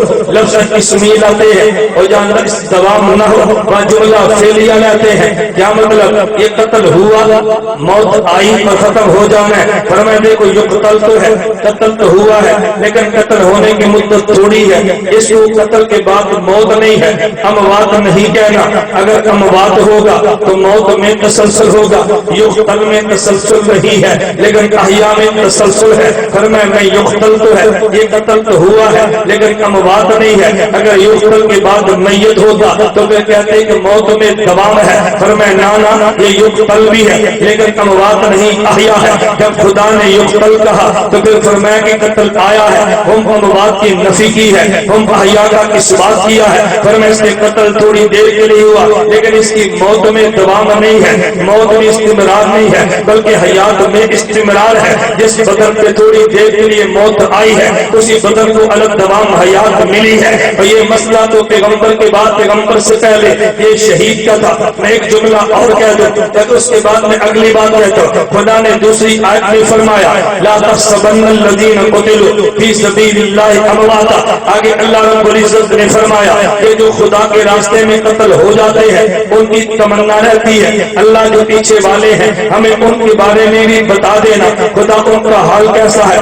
فرمایا فرحینا, وہ لوگ خوش ہوتے ہیں. آگے اللہ لفظ استعمال کیا, فرمایا وہ خوش بھی ہوتے ہیں اور استبشار کا لفظ لائے ہیں, ان کو بشارت بھی ملتی ہے. توجہ رکھنا, یہ جو لفظ استبشار ہے یہ لفظ بشرا سے بنا ہے اور بشرا اس کھال کو کہتے ہیں جو بدن کی ہوتی ہے, اس لیے بدن کو بشر کہتے ہیں. بشر کیوں کہتے ہیں؟ اس کے بدن پہ کھال موجود ہے. قرآن کا لباحت للبشر, ارے جہنم کی آگ ہے جو تیری کھال کو اڈیڑ کے رکھ دے گی. ارے کھال بدن پہ ہوتی ہے, کھال روح پہ نہیں ہوتی. مفسرین نے لکھا ہے یستبشرون کا لفظ بتاتا ہے کہ بعد والوں کو جو بشارت ملتی ہے بشارت بدن کو ملتی ہے. لفظ بشرا جو موجود ہے, لفظ بشر جو موجود ہے, جس طرح بشر جسد انسانی کو کہتے ہیں تو بشرا جسد انسانی کی کھال کو کہتے ہیں. تو یستبشرون قرآن کہتا ہے یہ بشارت اسے ملتی ہے کہ جس میں بشر بھی ہو, بشارت اسے ملتی ہے کہ جس میں بشرا تن بھی ہو. اور بشرا تن کھال کو کہتے ہیں. یہ لفظ یوں اشارے دے رہا ہے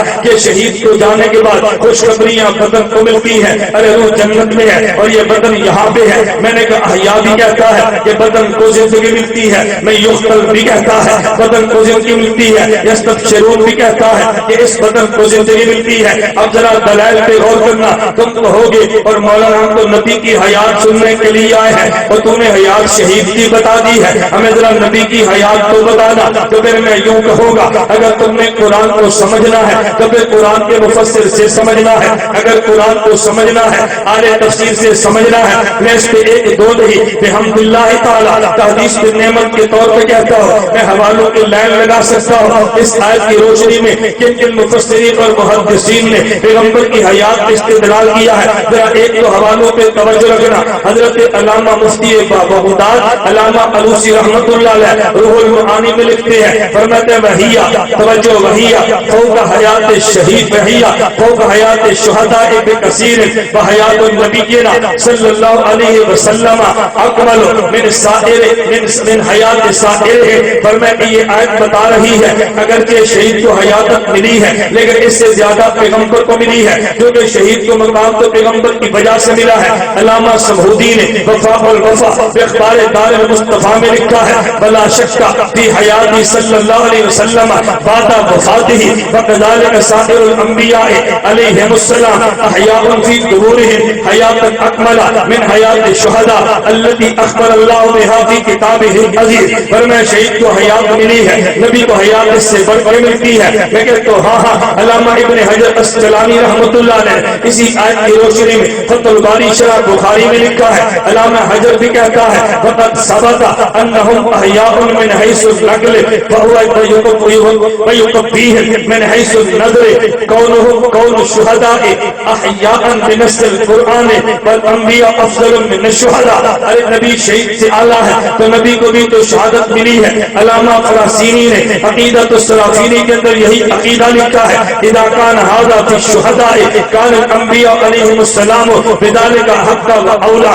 اگر شہید کو حیات ملتی ہے تو نبی کو اس سے بڑھ کے ملتی ہے. بلکہ آپ کو تعجب ہوگا کہ جسے غیر مقلد مانتے ہیں علامہ شوکانی نے بھی نیل الاوطار میں یہی بات لکھی ہے. اور اس سے زیادہ تعجب ہوگا اتحاف النبلا میں محمد بن عبد الوہاب النجری سعودیت کے امام نے بھی یہی بات لکھی ہے. لیکن میں اگلی بات دوں گے تو اس پہ غور کرنا. میں کہتا ہوں ہاں خدا کی قسم عجیب بات یہ ہے علامہ علوسی بھی لکھتا ہے نبی کی حیات شہید سے اعلیٰ ہے. علامہ ابن حجر بھی کہتا ہے نبی کی حیات شہید سے اعلیٰ ہے. علامہ سمہودی بھی کہتے ہیں نبی کی حیات شہید سے اعلیٰ ہے. میں کہتا ہوں ہاں حضرت علامہ قادری نے بھی لکھا ہے مفتی شفیع صاحب نے بھی لکھا ہے قاضی سراج لبانی پتی نے بھی لکھا ہے. ان سب باتوں کو چھوڑ دے میں بات یوں کہتا ہوں یہ جملہ تجھے خطیب کہے گا اور جب شہید زندہ ہے تو نبی اس سے بڑھ کے زندہ ہے. لیکن وکیل اس کی وجہ بتائے گا اور یہ وجہ شاید تو نے کبھی نہ سنی ہو. یہ وجہ میں تیری خدمت میں پیش کرنے لگا ہوں لیکن یہ وجہ میری نہیں ہے مجھے تو ناقل کہتے ہیں. یہ وجہ حکیم الامت مولانا اشرف علی تھانوی کی ہے.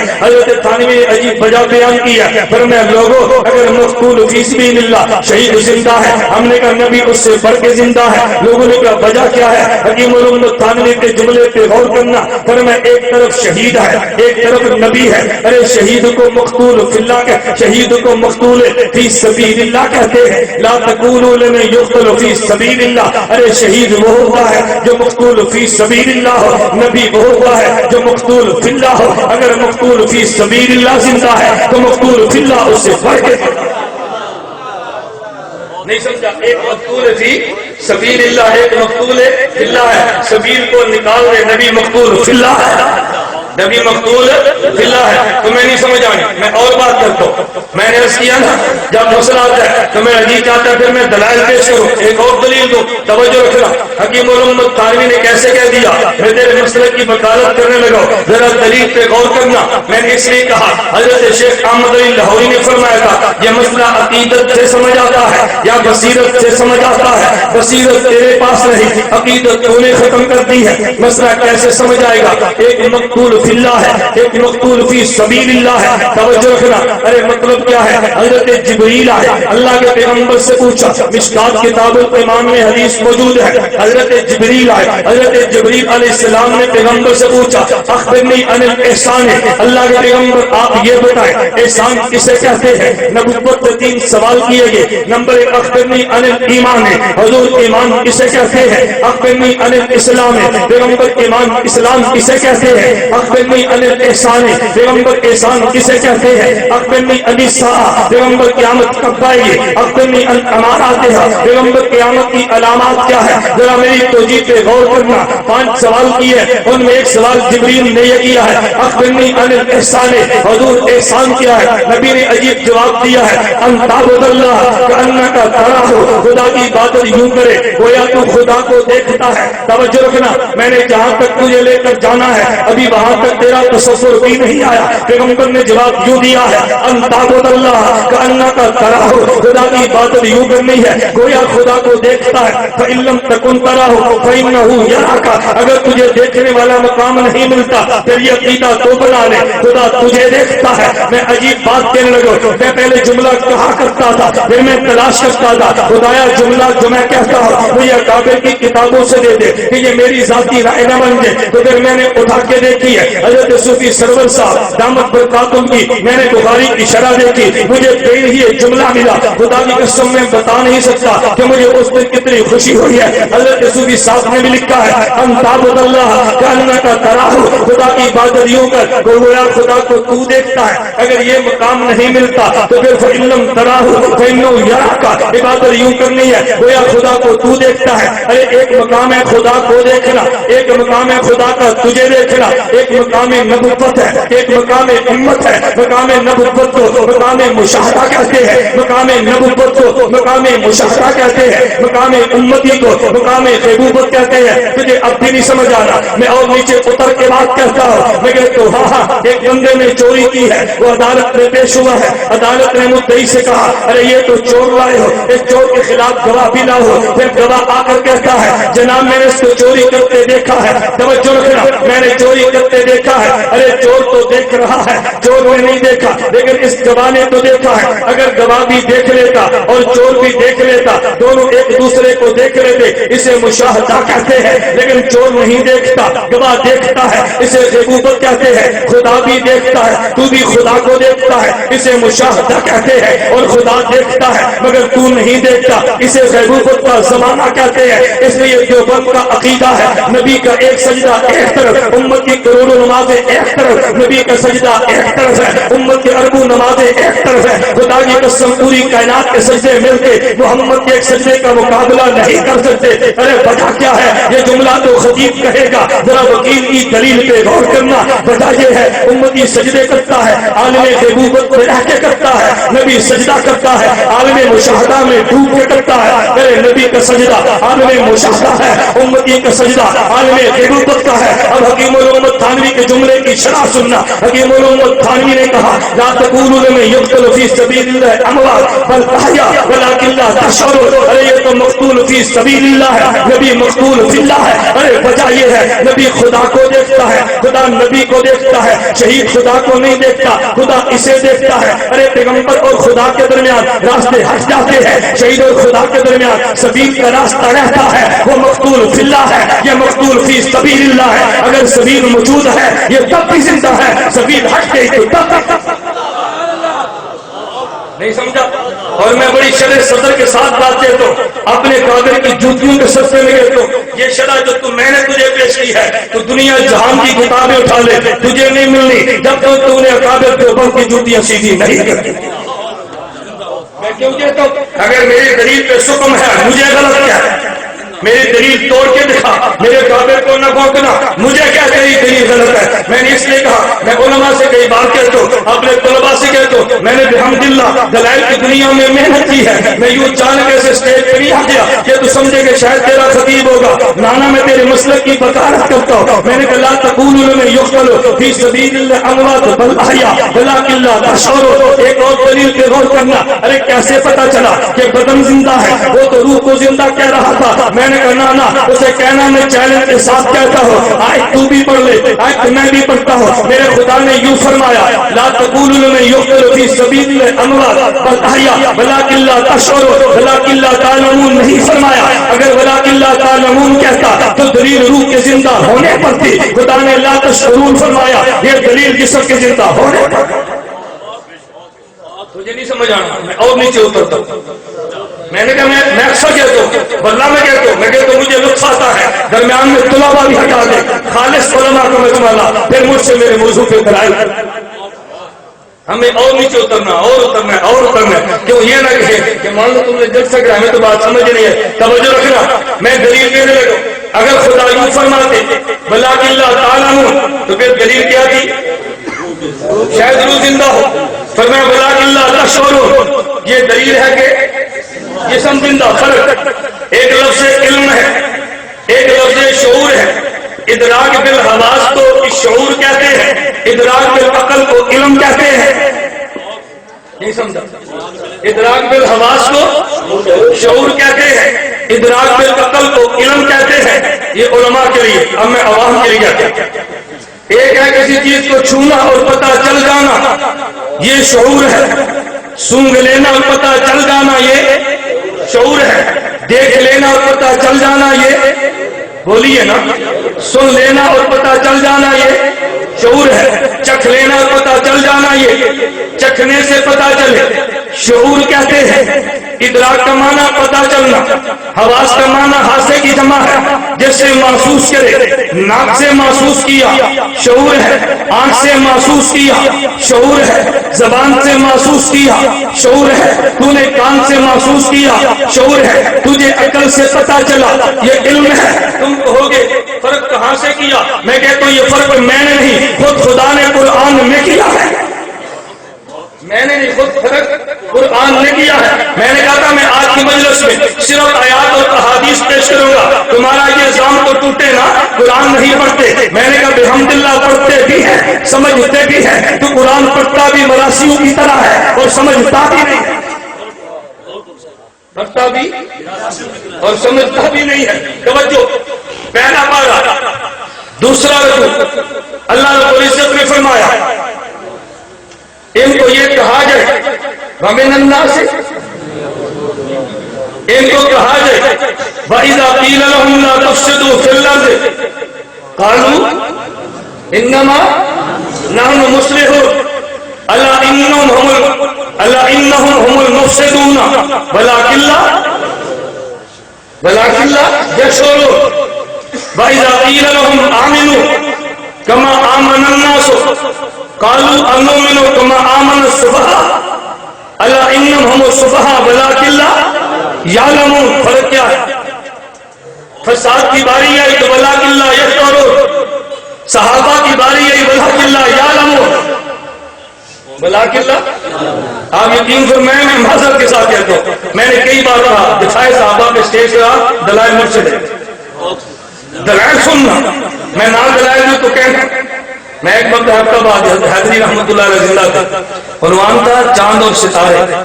میں نے کہا میں آج وہ دلائل دوں گا جو تم نے کبھی نہیں سنی. پھر میں نے 1 گھنٹہ دلائل دی، میری کیسٹ منگا ہوا 1 گھنٹہ. ہوا کیا؟ 1 گھنٹہ تو تکلیف نہیں ہوئی. ایک دن اٹھ کے نعرہ لگائے جنگلی کل بھی زندہ تھا جنگلی. میں نے کہا مجھے خوشی ہے. ایک نعرہ اور لگا، حضور کل بھی زندہ تھے، حضور آج بھی زندہ تھے. حضور کل بھی زندہ تھے، حضور مماتی اٹھا. بہت سارے مماتی سپاہ میں گھسے ہیں، ہم سمجھتے ہمارے ہیں. نہ کل تمہارے تھے نہ آج تمہارے، نہ کل تھے نہ آج. ان نے تمہیں دھوکہ آج بھی دینا ہے، کل بھی دینا ہے. توجہ رکھنا. انہوں نے کیا کہا؟ اٹھ گیا. خیر اس نے کہا یہ اختلافی مسئلہ بیان نہ کرو. میں نے کہا تو احمقوں کی جنت میں رہتا ہے. میں نے اگر ابھی اعلان کیا نا ان میں کون تیرا ہے کون میرا ہے، تیرا ایک ہی نہیں نکلنا. لڑکے اٹھ گئے، نعرے شروع ہو گئے. میں کنٹرول کیا، بات ختم ہو گئی. اللہ حیدری کی قبروں پہ اربوں رحمت تلاوت فرمائے. جلسہ گاہ کے بعد دسترخوان پہ بیٹھے حضرت حیدری کو ایک بندہ کہنے لگا وہ جی مولانا گمن صاحب نے ہمارے جلسے پہ اختلافی مسئلہ بیان کیا. حضرت حیدری علم کے بادشاہ تھے. فرمایا تم نے بلایا تھا یا وہ آئے تھے؟ تم نے بلایا تھا یا وہ؟ انہوں نے کہا اگر تو بلایا تھا تو پھر سنو، آیا تھا اعتراض کرو. نہیں سمجھے؟ تم مجھے بلاؤ اور سمجھو شریعت کے خلاف نہیں بولے گا، تمہاری حماقت ہے نا، اسے بلاؤ اور مواجد کے خلاف نہیں بولے گا تب بھی تمہاری حماقت ہے. نہیں سن سکتے نہ بلاؤ. اگر سننا ہے تو بلانا ہے تو پھر سننا بھی ہے. بات ٹھیک ہے غلط ہے؟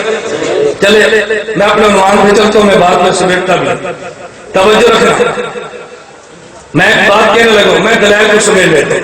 میں نے عرض کیا وَإِذَا قِيلَ لَهُمْ لَا تُفْسِدُوا، توجہ، وَإِذَا قِيلَ لَهُمْ لَا تُفْسِدُوا فِي الْأَرْضِ، زمین میں فساد نہ کرو. انہوں نے کہا ہم تو اصلاح کرتے ہیں، فساد نہیں کرتے. فرمایا جھوٹ بولتے ہیں.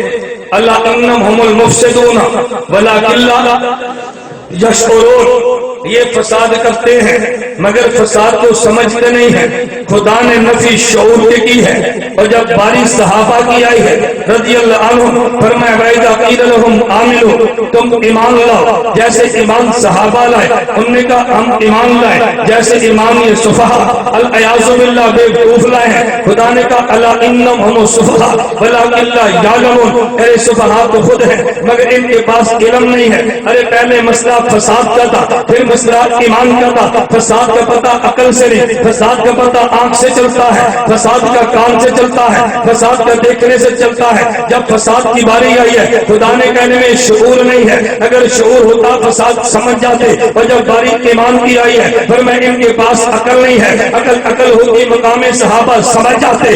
معلوم ہوا کہ مقام صحابہ عقل سے سمجھ آتا ہے اور فساد کا مسئلہ یہ شعور سے سمجھ آتا ہے. تو جب فساد کی باری آئی خدا نے یشعرون لا یشعرون کہہ کے شعور کی نفی کی ہے. اور جب ایمان کی باری آئی ہے ولکن لا یعلمون کہہ کے علم کی نفی کی ہے. فرمایا لا تقولوا لمن يقتل في سبيل الله اموات بل احياء ولكن لا تشعرون. ارے یہ شہید تو زندہ ہے مگر تمہیں شعور نہیں ہے. خدا نے شعور کی نفی کیوں کی ہے؟ توجہ رکھنا. یہ نہیں کہا ولکن لا تعلمون ارے تم جانتے نہیں ہو. فرمایا نا یہ مسئلہ عقل کا ہے, یہ مسئلہ شعور کا ہے ہی نہیں. ارے تم یہ کبھی نہیں کہنا اللہ زندہ کیسے مانے, ہم نے شہید کو ہاتھ لگایا ہے یہ تو حرکت نہیں کرتا. اللہ زندہ کیسے مانے, ہم نے شہید کو کان لگا کے دیکھا ہے اللہ اس کی نبض تو حرکت نہیں کرتی. اللہ شہید کو زندہ کیسے مانے, خدا تو سمجھ نہیں آ رہا. تو میں ولکن لا تشعرون ارے جو بدن کی چیزیں ہیں ان کا تعلق شعور سے ہے لیکن یہ حیات وہ ہے کہ جو حواس سے پتہ نہیں چل سکتی.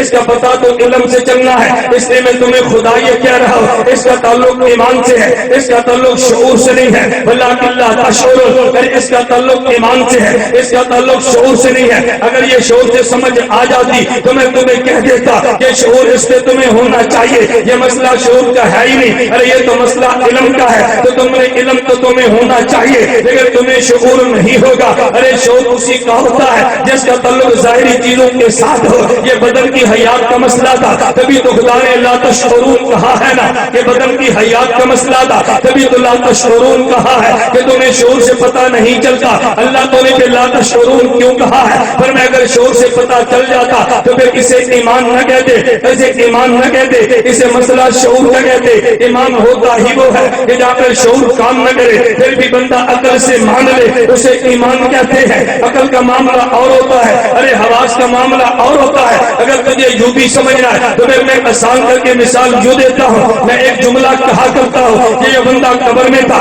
یہ تو قبر میں سویا ہوا تھا. یہ جو بندہ قبر سے باہر دنیا میں تھا یہ بھی تو سویا ہوا ہے. یہاں بندہ سوتا ہے اس کی نبض حرکت کر رہی ہوتی ہے, یا بندہ سوتا ہے خون چل رہا ہوتا ہے, یا بندہ سوتا ہے تو سانس لے رہا ہوتا ہے. وہ کہتے ہیں سویا ہے اور یہ زندہ ہے, حالانکہ روح سونے والے کے اندر ہے ہی نہیں. اللہ نے خود قرآن میں یوں فرمایا اللہ یتوفی الانفس حین موتها والتي لم تمت في منامها ويمسك التي قضى عليها الموت ويرسل الاخرى کہ جس کو میں نیند دیتا ہوں اس کی روح کو نکال لیتا ہوں لیکن ہے تو تب بھی زندہ نہ. ارے تو نے زندہ کیوں مانا ہے؟ اس کی نبض جو چلتی ہے تو نے زندہ کیوں مانا ہے؟ ارے اس کا خون جو گردش کرتا ہے تو نے زندہ کیوں مانا ہے؟ اس کا سانس جو چل رہا ہے لیکن یہ جو قبر میں چلا گیا ہے جب اس کا فرشتوں نے سوال و جواب کر لیا ہے اس کا حساب ہو گیا ہے. فرشتہ کہتے ہیں نم کنومت العروس, ارے آج تو پہلی رات کی دلہن کی طرح سو جاؤ. یہ جب قبر میں گیا ہے قبر کے جانے کے بعد کہتے ہیں اذا اقعدہ فرشتوں نے اس کو قبر میں بٹھا دیا ہے.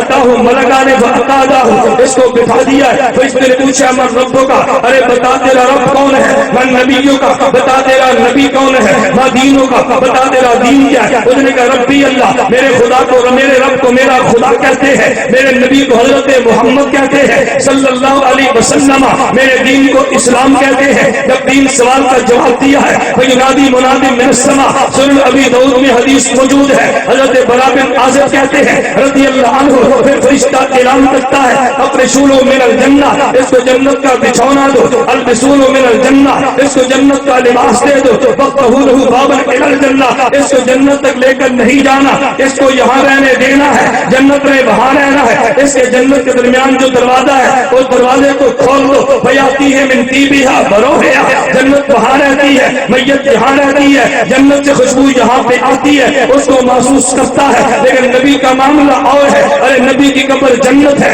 یہ جنت کا باغ ہے، نبی کی قبر خود جنت بن جاتی ہے، یہ جنت کا باغ بن جاتی ہے، اگر یہ کافر کا تو اس کو کہا اَفْرِشُونَهُ مِنَ النَّارِ، اس کو جہنم کا بچھونا دو، البسونو من النار، جہنم کا لباس دے دو، وَقْتَهُ بَابًا إِلَى النَّارِ، جہنم وہاں رہتی ہے، میت یہاں رہتی ہے، دروازہ کھول دیا جاتا ہے، فَيَأْتِي مِن سُمُومِهَا، جنت کی بو یہاں تک آتی ہے، جب یہ جنت والا تھا کہ نومت العروس، آج سو جا جیسے پہلی رات کی دلہن سوتی ہے، ارے کہا کافر تھا تو کافر کو بھی کہا تو بھی سو جا، حتیٰ یبعث اللہ من مقرقدہ ذالک، خدا تجھے سونے کی جگہ سے اٹھائے گا، کہتے قرآن نہیں جانتا، اللہ نے قرآن میں یوں کہا ہے، یا ویلنا من بسنا من مرقدنا، قیامت کے دن کافر بھی کہے گا ہمیں سونے کی جگہ سے کس نے اٹھایا ہے، ارے یہ قبر میں ہے تو سویا ہے، یہ قبر سے باہر ہے تو سویا ہے، لیکن تو کہے گا یہ سونے والا جو قبر سے باہر ہے روح اس کی بھی نکل جاتی ہے، یہ جو قبر میں سویا ہے روح اس کی بھی نکل جاتی ہے، تعلق روح سے یہ دنیا میں سونے والا بھی زندہ ہے،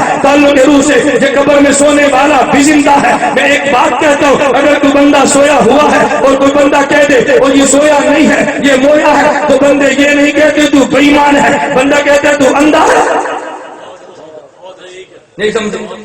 تو بندہ سویا ہو اور کہ جی سویا ہو نہیں مرا ہوا ہے تو لوگ کیا کہتے ہیں؟ بولیے اندھا ہے، دیکھو سانس لے رہا ہے پیٹ اوپر نہیں چھوڑ رہا ہے تو اندھا ہے، کہتے ہیں کہ نہیں؟ کہا ایک اس کی نفس کی آواز آ رہی ہے تو دو رہا ہے، بے ایمان تو نہیں کہتے، بولیے نا، یا بے ایمان کہتے ہیں؟ کیوں؟ دنیا میں جو سویا ہے اس کی حیات ایمان نہیں ہے، اس کی حیات جو کہ شعور سے سمجھ آتی ہے، اگر انکار کر دے تو کہتے ہیں اندھا ہے، اور جو قبر میں ہے وہ بھی سویا ہے، سونے والا یہ بھی تھا، سونے والا وہ بھی تھا، اس کی روح بھی وہاں ہے، اس کی روح بھی وہاں ہے، تعلق روح سے یہ بھی زندہ ہے، تعلق روح سے وہ بھی زندہ ہے، اس کی حیات سمجھ آئے شعور ہے، اس کی حیات سمجھ آئے ایمان ہے، اس کی حیات نہ مانے تو اندھا ہے، اس کی حیات نہ مانے تو بے ایمان ہے، اس کی حیات نہ مانے تو بے ایمان ہے، کیوں؟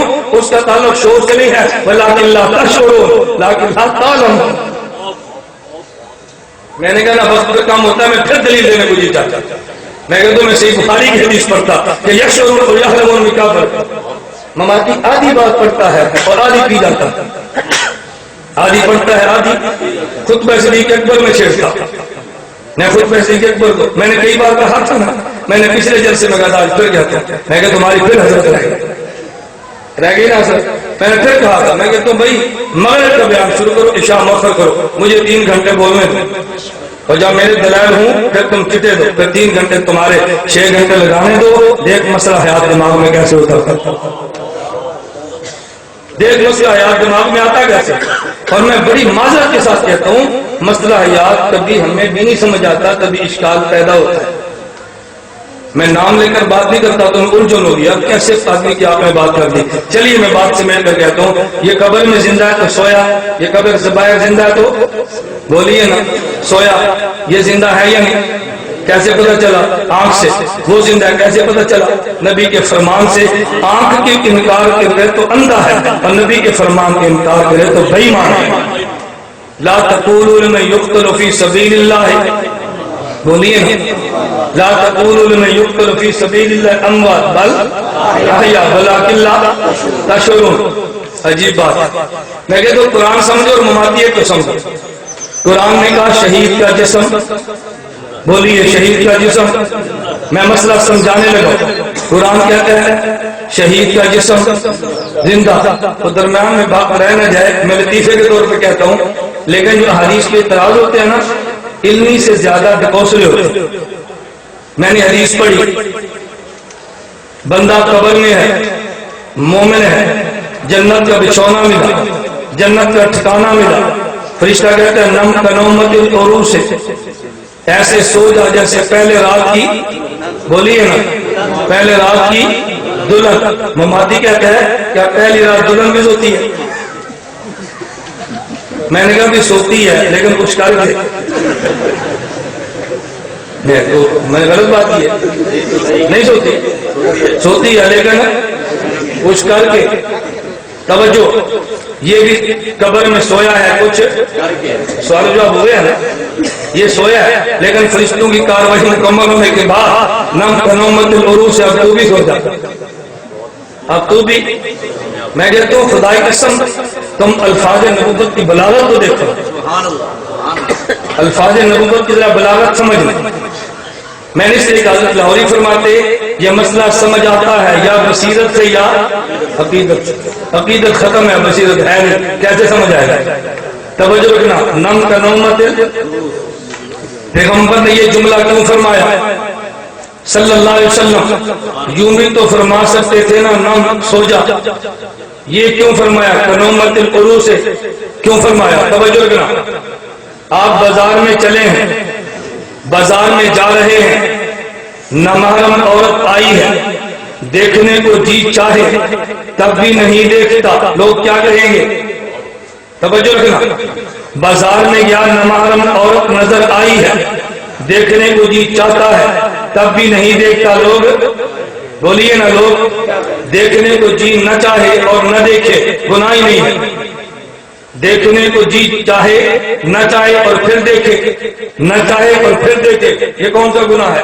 گناہ کیا ہے؟ دیکھنے کو جی چاہے اور نہ دیکھے، دیکھنے کو جی چاہے اور نہ دیکھے۔ اس لیے علماء نے لکھا ہے ہجرہ کبھی ولی کامل نہیں ہوتا، ہجرے کو کبھی ولایت کاملہ نہیں ملتی، حضرت تھانوی نے لکھا ہے۔ میں بات سمجھا رہا ہوں، بازار میں جا رہا تھا، نامحرم عورت سامنے آئی، دیکھنے کو جی چاہتا ہے مگر نہیں دیکھتا، لوگ کیا کہیں گے؟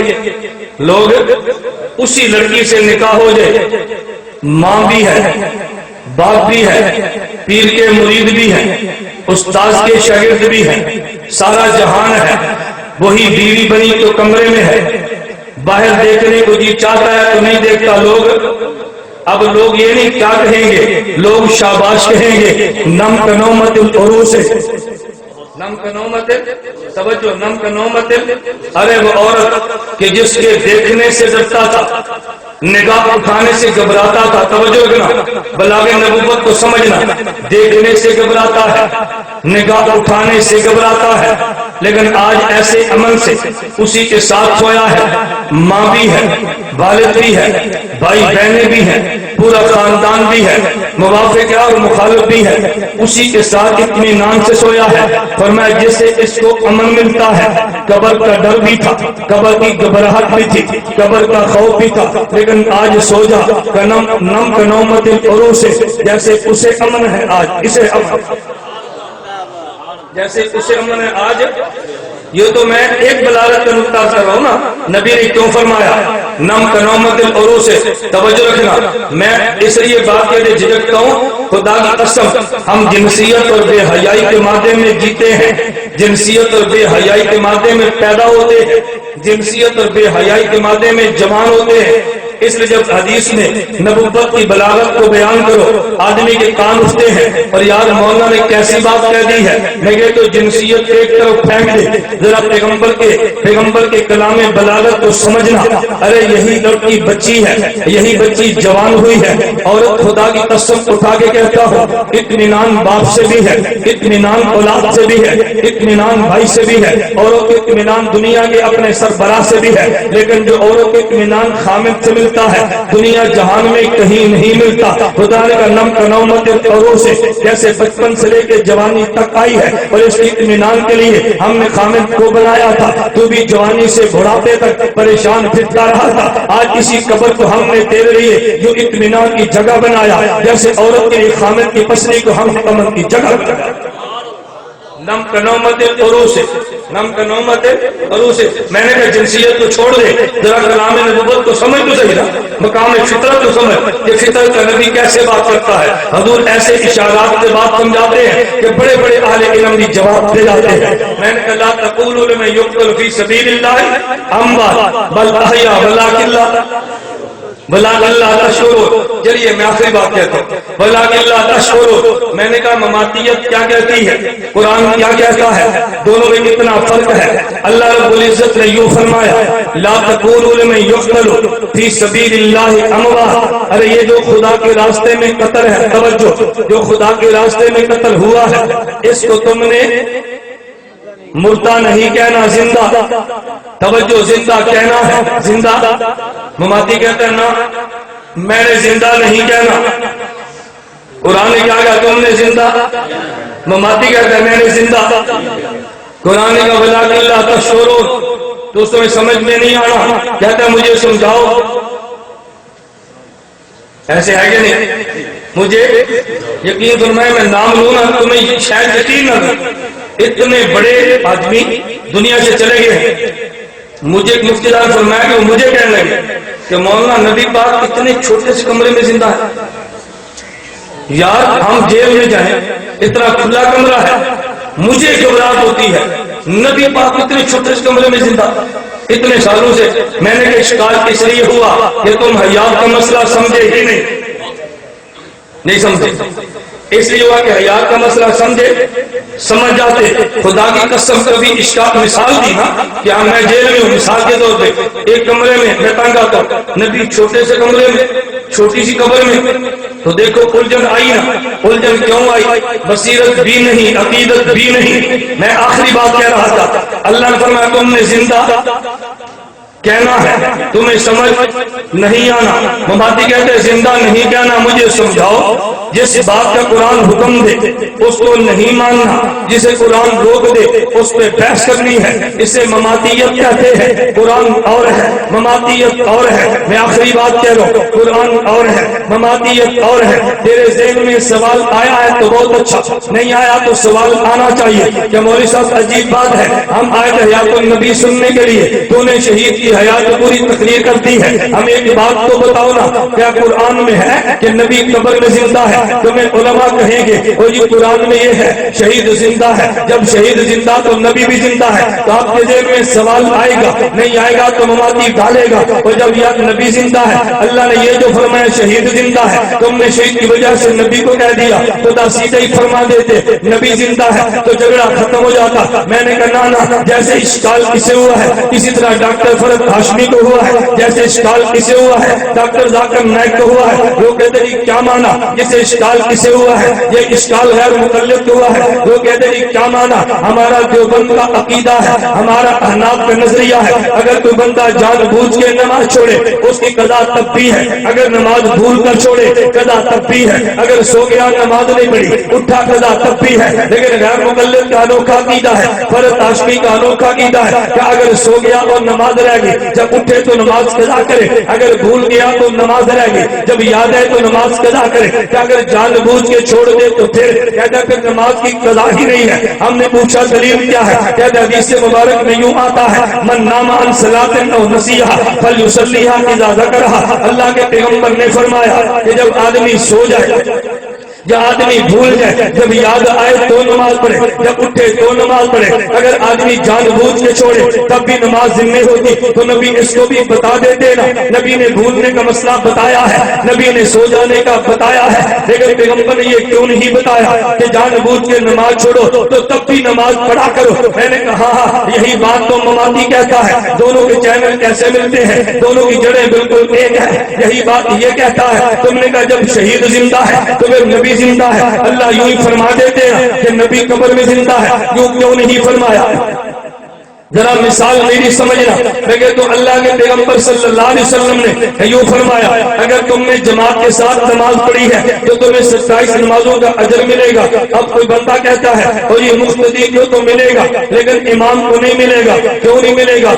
अल्लाह के नबी ने इमाम के लिए तो नहीं कहा ना, अगर इमाम जमात कराएगा 27 जमातों का अजर मिलेगा। ये तो पैगंबर ने नमाजी के लिए फरमाया, एक नमाज पढ़ेगा 27 का मिलेगा। हम इमाम के लिए नहीं मानते, क्योंकि नबी ने इमाम امام کے لیے فرمایا نہیں ہے. میں نے کہا خدا تجھے عقل عطا کرے, اگر امام نہ ہوتا تو تیری جماعت چلتی کیسے, اگر امام نہ ہوتا تیری جماعت ہوتی کیسے, اگر امام نہ ہوتا تجھے 27 کا اجر ملتا کیسے. ارے ظالم, جب تیری نماز سے 27 کا اجر ملتا ہے تو امام کو تو ضرور ملے گا نا. اگر اللہ کے پیغمبر یوں فرما دیتے اگر امام جماعت کے ساتھ نماز کرائے گا امام کو 27 نمازوں کا اجر ملے گا, تو لوگ سوچتے رہتے ارے امام کو تو ملا ہے, مقتدی کو ملے گا یا نہیں ملے گا. پیغمبر نے مقتدی کا مسئلہ سمجھایا, امام کا مسئلہ تو خود سمجھ آ گیا, امام کے بغیر مقتدی بنتا جو نہیں ہے. اگر اللہ کے پیغمبر یوں فرماتے جان بوجھ کے نماز چھوڑی ہے, تو جب اس کو جان بوجھ کے نماز چھوڑی ہے یہ بعد میں قضا کرے گا. اب لوگ کہتے اور یہ جان بوجھ کے نماز چھوڑی قضا کرے گا, لیکن بھول کے چھوڑی تو پھر کیسے کرے گا. ارے بھول چوک تو معاف ہے, اگر سو گیا نماز رہ گئی نماز کیسے پڑھے گا. ارے سونے کی حالت میں تو معاف ہے. میرے پیغمبر نے سمجھایا اگر تو نے بھول کے نماز چھوڑی ہے قضا تب بھی ہے, اگر سو گیا نماز چھوٹی ہے قضا تب بھی ہے. ارے جو نماز سو کر چھوٹنے سے بھی معاف نہیں ہے, جو نماز بھول جانے سے بھی معاف نہیں ہے, تو جان بوجھ کے چھوڑے گا تو معافی کیسے ملتی ہے. تو جس طرح اللہ کے پیغمبر نے عام نمازی کا اجر بتا دیا, امام کا تو خود آ گیا, امام تو بڑا ہے, چھوٹے اجر سے بڑے کی بات سمجھ آتی ہے. یا پیغمبر نے بھولنے والے کی نماز کا مسئلہ بتا دیا, سو جانے والے کی نماز کا مسئلہ بتا دیا, تو جان بوجھ کر چھوڑ دینے والے کی نماز کا مسئلہ سمجھ آ گیا. اگر اللہ قرآن میں بتا دیتے نبی قبر میں زندہ ہے تو لوگ پوچھتے کہ نبی تو زندہ ہے, شہید تو چھوٹا ہے, یہ کیسے زندہ. خدا نے شہید کی شہادت شہید کی حیات بتائی ہے, جب یہ چھوٹا زندہ ہے تو بڑا جس کے سطح میں اس کو شہادت ملی ہے وہ بڑا زندہ کیوں نہیں ہے. تو اس طرح بھول جانے کی وجہ سے اور سو جانے کی وجہ سے نماز کی قضا ہے, اس سے خود بخود یہ مسئلہ سمجھ آ گیا. جان بوجھ کے قضا چھوڑے نماز تب یقیناً قضا ہے. ایک مقتدی نماز میں آئے 27 گنا کا اجر ملتا ہے تو امام کو پھر ضرور ملتا ہے. تو پیغمبر کے نقش قدم پہ چلنے کی وجہ سے اگر یہ شہید ہوتا ہے اس کو حیات ملتی ہے, تو جس کے نقش قدم پہ چلا اس کو حیات ملی ہے, اس پیغمبر کو پھر حیات ضرور ملتی ہے. اس کے سمجھانے سے وہ سمجھ آتا ہے, ان کے بیان میں نہیں سمجھ نہیں آیا. اس لیے خدا نے یہ مسئلہ بیان اس کا مسئلہ بیان مدرسے والے اشتہار چھاپتے ہیں. جو طالب علم دورہ حدیث میں آئے گا اس کو فی طالب علم 1000 روپیہ دیں گے. 100 طالب علم آ گئے 1000 جمانہ ملنا. اب اس سے کوئی بندہ یہ سمجھے کہ شیخ الحدیث کے 1 روپیہ بھی نہیں دیں گے. شیخ الحدیث آئی میری تنخواہ مول صاحب کے بھی تیرا نام کھڑا کیا. ہم نے تو کہا تھا کہ طالب علم کو 100,000 روپیہ دیں گے, تو نے کیوں مانگا. شیخ الحدیث کو کہنے کی ضرورت ہی نہیں ہے, جب طالب علم کے 1000 ماہانہ ملنا ہے اس کو تو 10 ملنے ہیں. جب شہید کو حیات ملنی ہے تو نبی کی حیات کہنے کی ضرورت ہی نہیں ہے. اس لیے حضرت لاہوری نے فرمایا یہ مسئلہ سمجھ آتا ہے کیا بصیرت سے یا عقیدت سے. خدا مجھے اور آپ کو بصیرت بھی دے عقیدت بھی دے. آخر دعوانا الحمدللہ.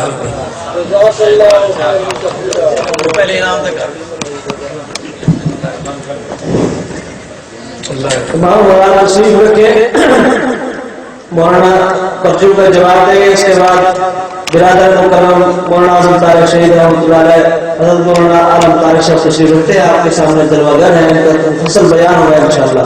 تمام مولانا تشریف رکھیں. کیا موت کا معنی صرف یہی ہے ابانۃ روح عن الجسد, یا اس کے علاوہ اور بھی اگر ہے تو اس کی وضاحت فرمائیں. مماتی کہتے ہیں کہ موت کا معنی ہوتا ہے کہ جسم سے روح نکل جائے تو یہ موت ہے. ہم نے کہا نہ, روح ہونا تب بھی موت ہے, آئے اور نکل جائے تب بھی موت ہے. روح ہونا تب بھی موت ہے, آئے اور نکل جائے تب بھی. کیف تکفرون باللہ وکنتم اموات, روح نہیں تھی تب بھی موت تھا, روح آیا نکل گئی تب بھی موت ہے. مماتی موت کا معنی آدھا کرتا ہے, ہم موت کا معنی پورا کرتے ہیں. کیا قبر سے مراد یہ زمینی گڑھا ہے یا کچھ اور؟ جب حضرت تھانے اس گڑھا کو قبر نہیں کہتے. لعنت اللہ علی الکاذبین, لعنت اللہ علی. قبر کسے کہتے ہیں؟ میت اور میت کے مقر کو. بہت تم بیٹھو اور خود چٹ کے بیٹھ دو شاید توجہ رکھو. میت اور میت کے اجزاء کے مقر کو قبر کہتے ہیں. جہاں میت ہو یا میت کے اجزاء ہو اس کا نام کیا ہے؟ توجہ, اس کا نام مردہ. شیر کھا گیا تو مردے کے اجزاء کہیں تو ہے نا, وہی قبر ہے. جلایا راکھ بنی ہوا میں اڑا دی, یہ اجزاء گئے ہیں نا, وہی قبر ہے. تو جہاں میت وہ بھی قبر، جہاں میت کے جزا وہ بھی قبر۔ حضرت تھانوی رحمۃ یہ نہیں سمجھایا، تمہیں غلط سمجھایا۔ حضرت تھانوی نے مولانا قادری میں بار بار کہا جب میت کو قبر میں رکھا جائے، قبر میں فرشتے آتے ہیں، قبر میں سوال و جواب ہوتا ہے، تو میت کو گھڑے میں رکھتے ہیں کہ اور رکھتے ہیں؟ بولیے نا، فرق کیا ہے؟ ایک ہوتی ہے خواب، بستر خواب، ایک ہوتا ہے عالم خواب۔ ایک ہے بستر خواب، ایک ہے جہاں سوئے ہیں، یہ بستر خواب ہے۔ جہاں سوئے ہیں یہ میں سویا ہوں، مولوی صاحب استاد جی میں خواب دیکھیے، کہاں؟ میں رات عمرہ کر کے آیا، یہ عالم خواب۔ یہ کیا ہے؟ عالم۔ ایک ہے بستر خواب، ایک ہے عالم خواب۔ حضرت تھانوی فرماتے ہیں ایک ہے بستر میت، ایک ہے عالم میت۔ بستر میت تو قبر ہے، عالم میت اس کا پورا جہان ہے۔ یہ نہیں فرمایا کہ قبر نہیں، یہ نبی ہرگز نہیں۔ اگر انبیاء علیہ السلام اپنے قبور میں زندہ ہیں تو قیامت میں اللہ تعالیٰ انبیاء سے پوچھیں گے یوم یجمع الرسل فیقول ماذا اجبتم، قیامت میں خدا پوچھیں گے کہ میں نے تمہیں بھیجا تھا، لوگوں نے کیا جواب دیا؟ تو نبی کہے گا اللہ ہمیں نہیں پتا، اللہ ہمیں۔ تو اللہ پوچھیں گے قیامت کے دن کہ جو میں نے دنیا میں بھیجا تھا لوگ تم سے باتیں کرتے تھے، تو نبی کہتے ہیں مجھے نہیں پتا، جو لوگوں سے باتیں نبی سب زندہ تھے یا نہیں؟ تو یہ دلیل ہماری ہے، تمہاری کیسے؟ نہیں سمجھے؟ یا تو اللہ یوں پوچھتے نا کہ تم فوت ہو گئے تھے، تمہارے بعد کیا ہوا اس کا جواب دو، نبی کہتا مجھے نہیں پتا۔ اللہ فرمایا تم دعوت دیتے تھے، لوگ تمہیں جواب دیتے تھے، کیا جواب دیتے؟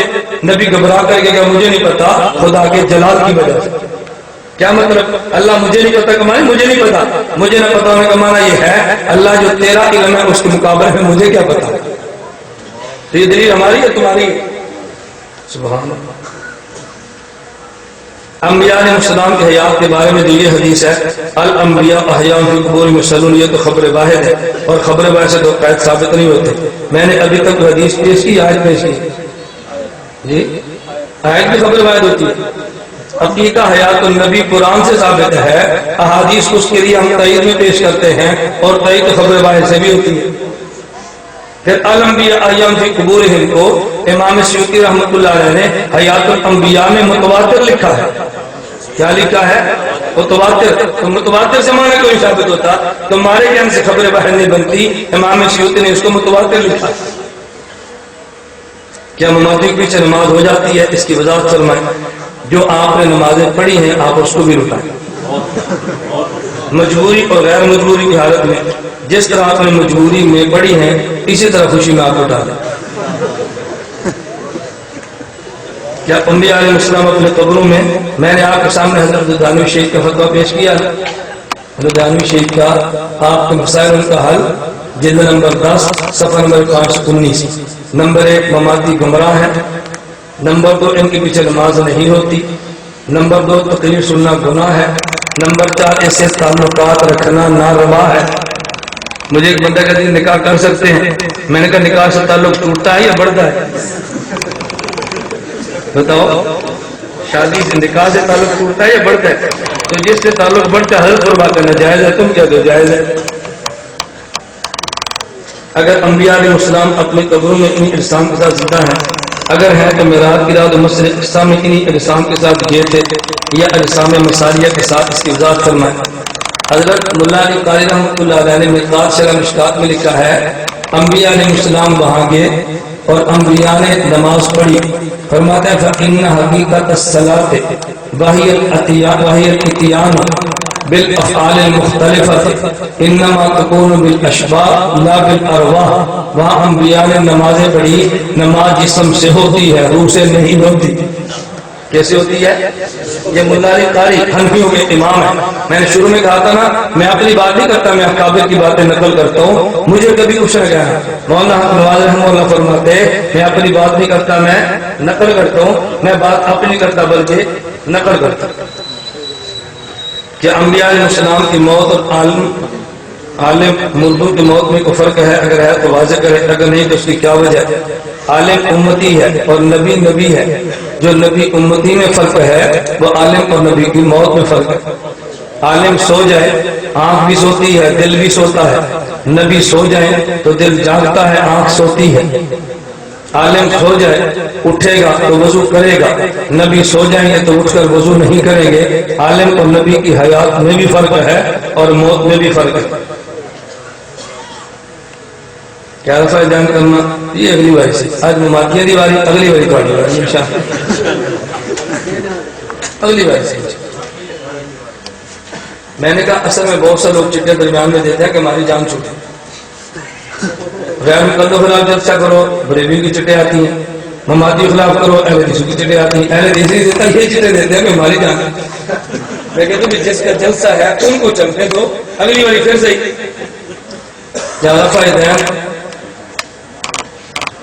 کیا رفع دین کرنا ضروری ہے؟ کیا محمد صلی اللہ علیہ وسلم نے کیا تھا؟ رفع دین نہ کرنا ضروری، اور نبی پاک صلی اللہ علیہ وسلم نے کیا تھا اور پھر چھوڑ دیا۔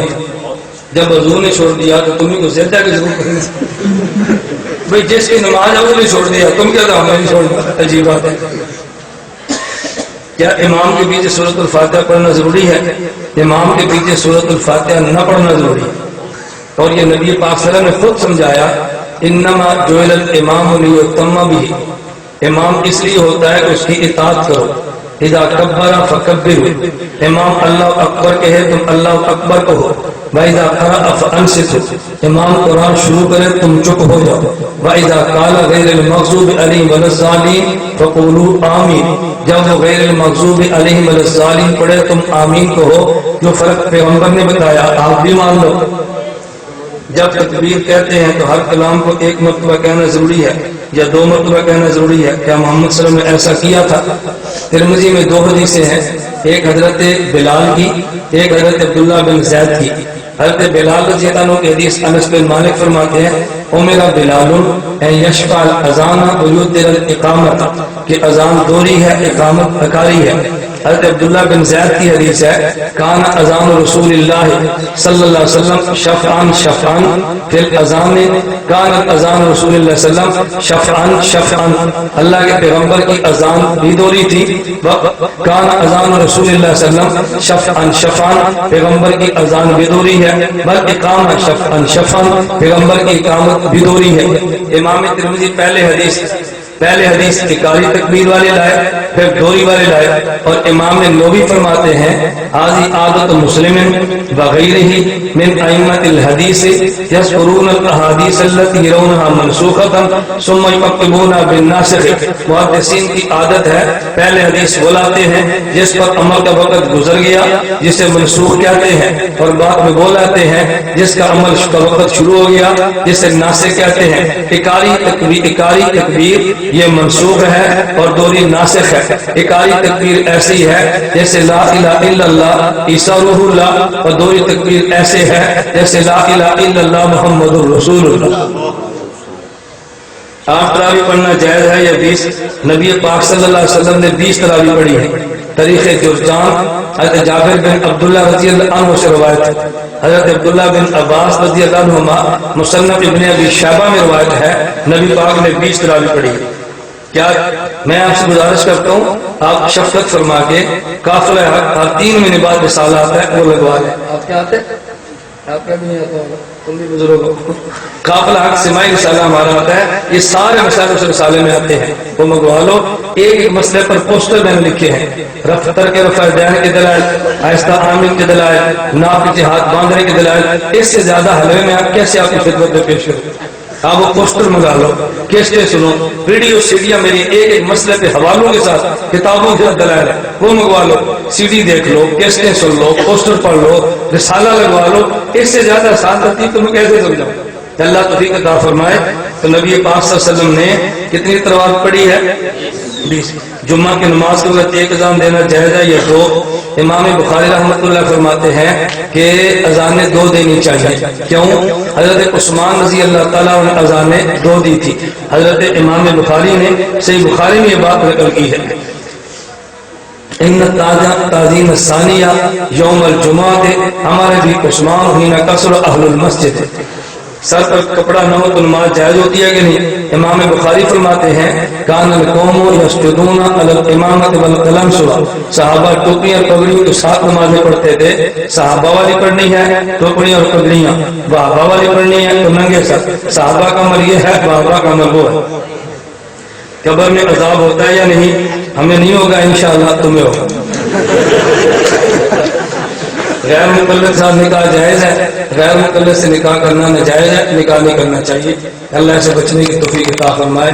میں ایک بات سمجھاتا ہوں، غیر مقلد لڑکی ہو تو نکاح کر لیں، مگر وہ بھی آپ نہیں، ہم جیسے ڈاکٹر کو آپ نہیں کرنا۔ غیر مقلد لڑکی ہو تو کر لو، لڑکا ہو تو نہیں کرنا۔ کبھی مجھے لوگ کہتے ہیں عجیب بات ہے، لڑکی ہو تو لے لو، لڑکا ہو تو لڑکی نہیں دینی۔ میں نے کہا بھی ایک چادر وہ ہوتی ہے جو اوپر لیتے ہیں، ایک چادر وہ جو نیچے بچھاتے ہیں۔ گندی چادر نیچے تو بچھا سکتے ہیں، گندی چادر اوپر نہیں لے سکتے۔ بیوی تو فراش ہوتی ہے نا، نہیں سمجھے؟ قرآن نے بیوی خاوند کو لباس کہا، تو لباس نیچے گندا ہو تو کام چل جاتا ہے، اوپر گندا ہو تو نہیں چلتا۔ لڑکی ہو تو گنجائش ہے، لڑکا ہو تو بالکل نہیں ہے۔ لیکن لڑکی بھی آپ کے نہیں، ہم فقیروں کو ڈاکٹر ایسے صحت مند ڈاکٹر ماشاء اللہ کیسے صحت مند ڈاکٹر ہیں، ڈاکٹروں کو انشاءاللہ وہ بھی ٹھیک ہوگی، ڈاکٹر بھی ٹھیک ہوگا۔ اچھا مریض آیا، اچھا مریض بسے تو ڈاکٹر خوش ہوتا ہے۔ وطر کی 2 رکعت کے بعد تشہد کی تفصیل سے بتائیں۔ دیکھیں وطر کی 2 رکعت کے بعد تشہد، وطر کے بعد ہوتی 2 رکعت، پہلے 2 رکعت وطر تشہد ہے، پھر 1 رکعت تشہد ہے، 3 رکعت وطر اور 2 سلام۔ مستدرک علی الصحیحین میں امام حاکم نے روایت نقل کی ہے۔ اللہ ہمیں قرآن و سنت کے مطابق چلنے کی توفیق دے۔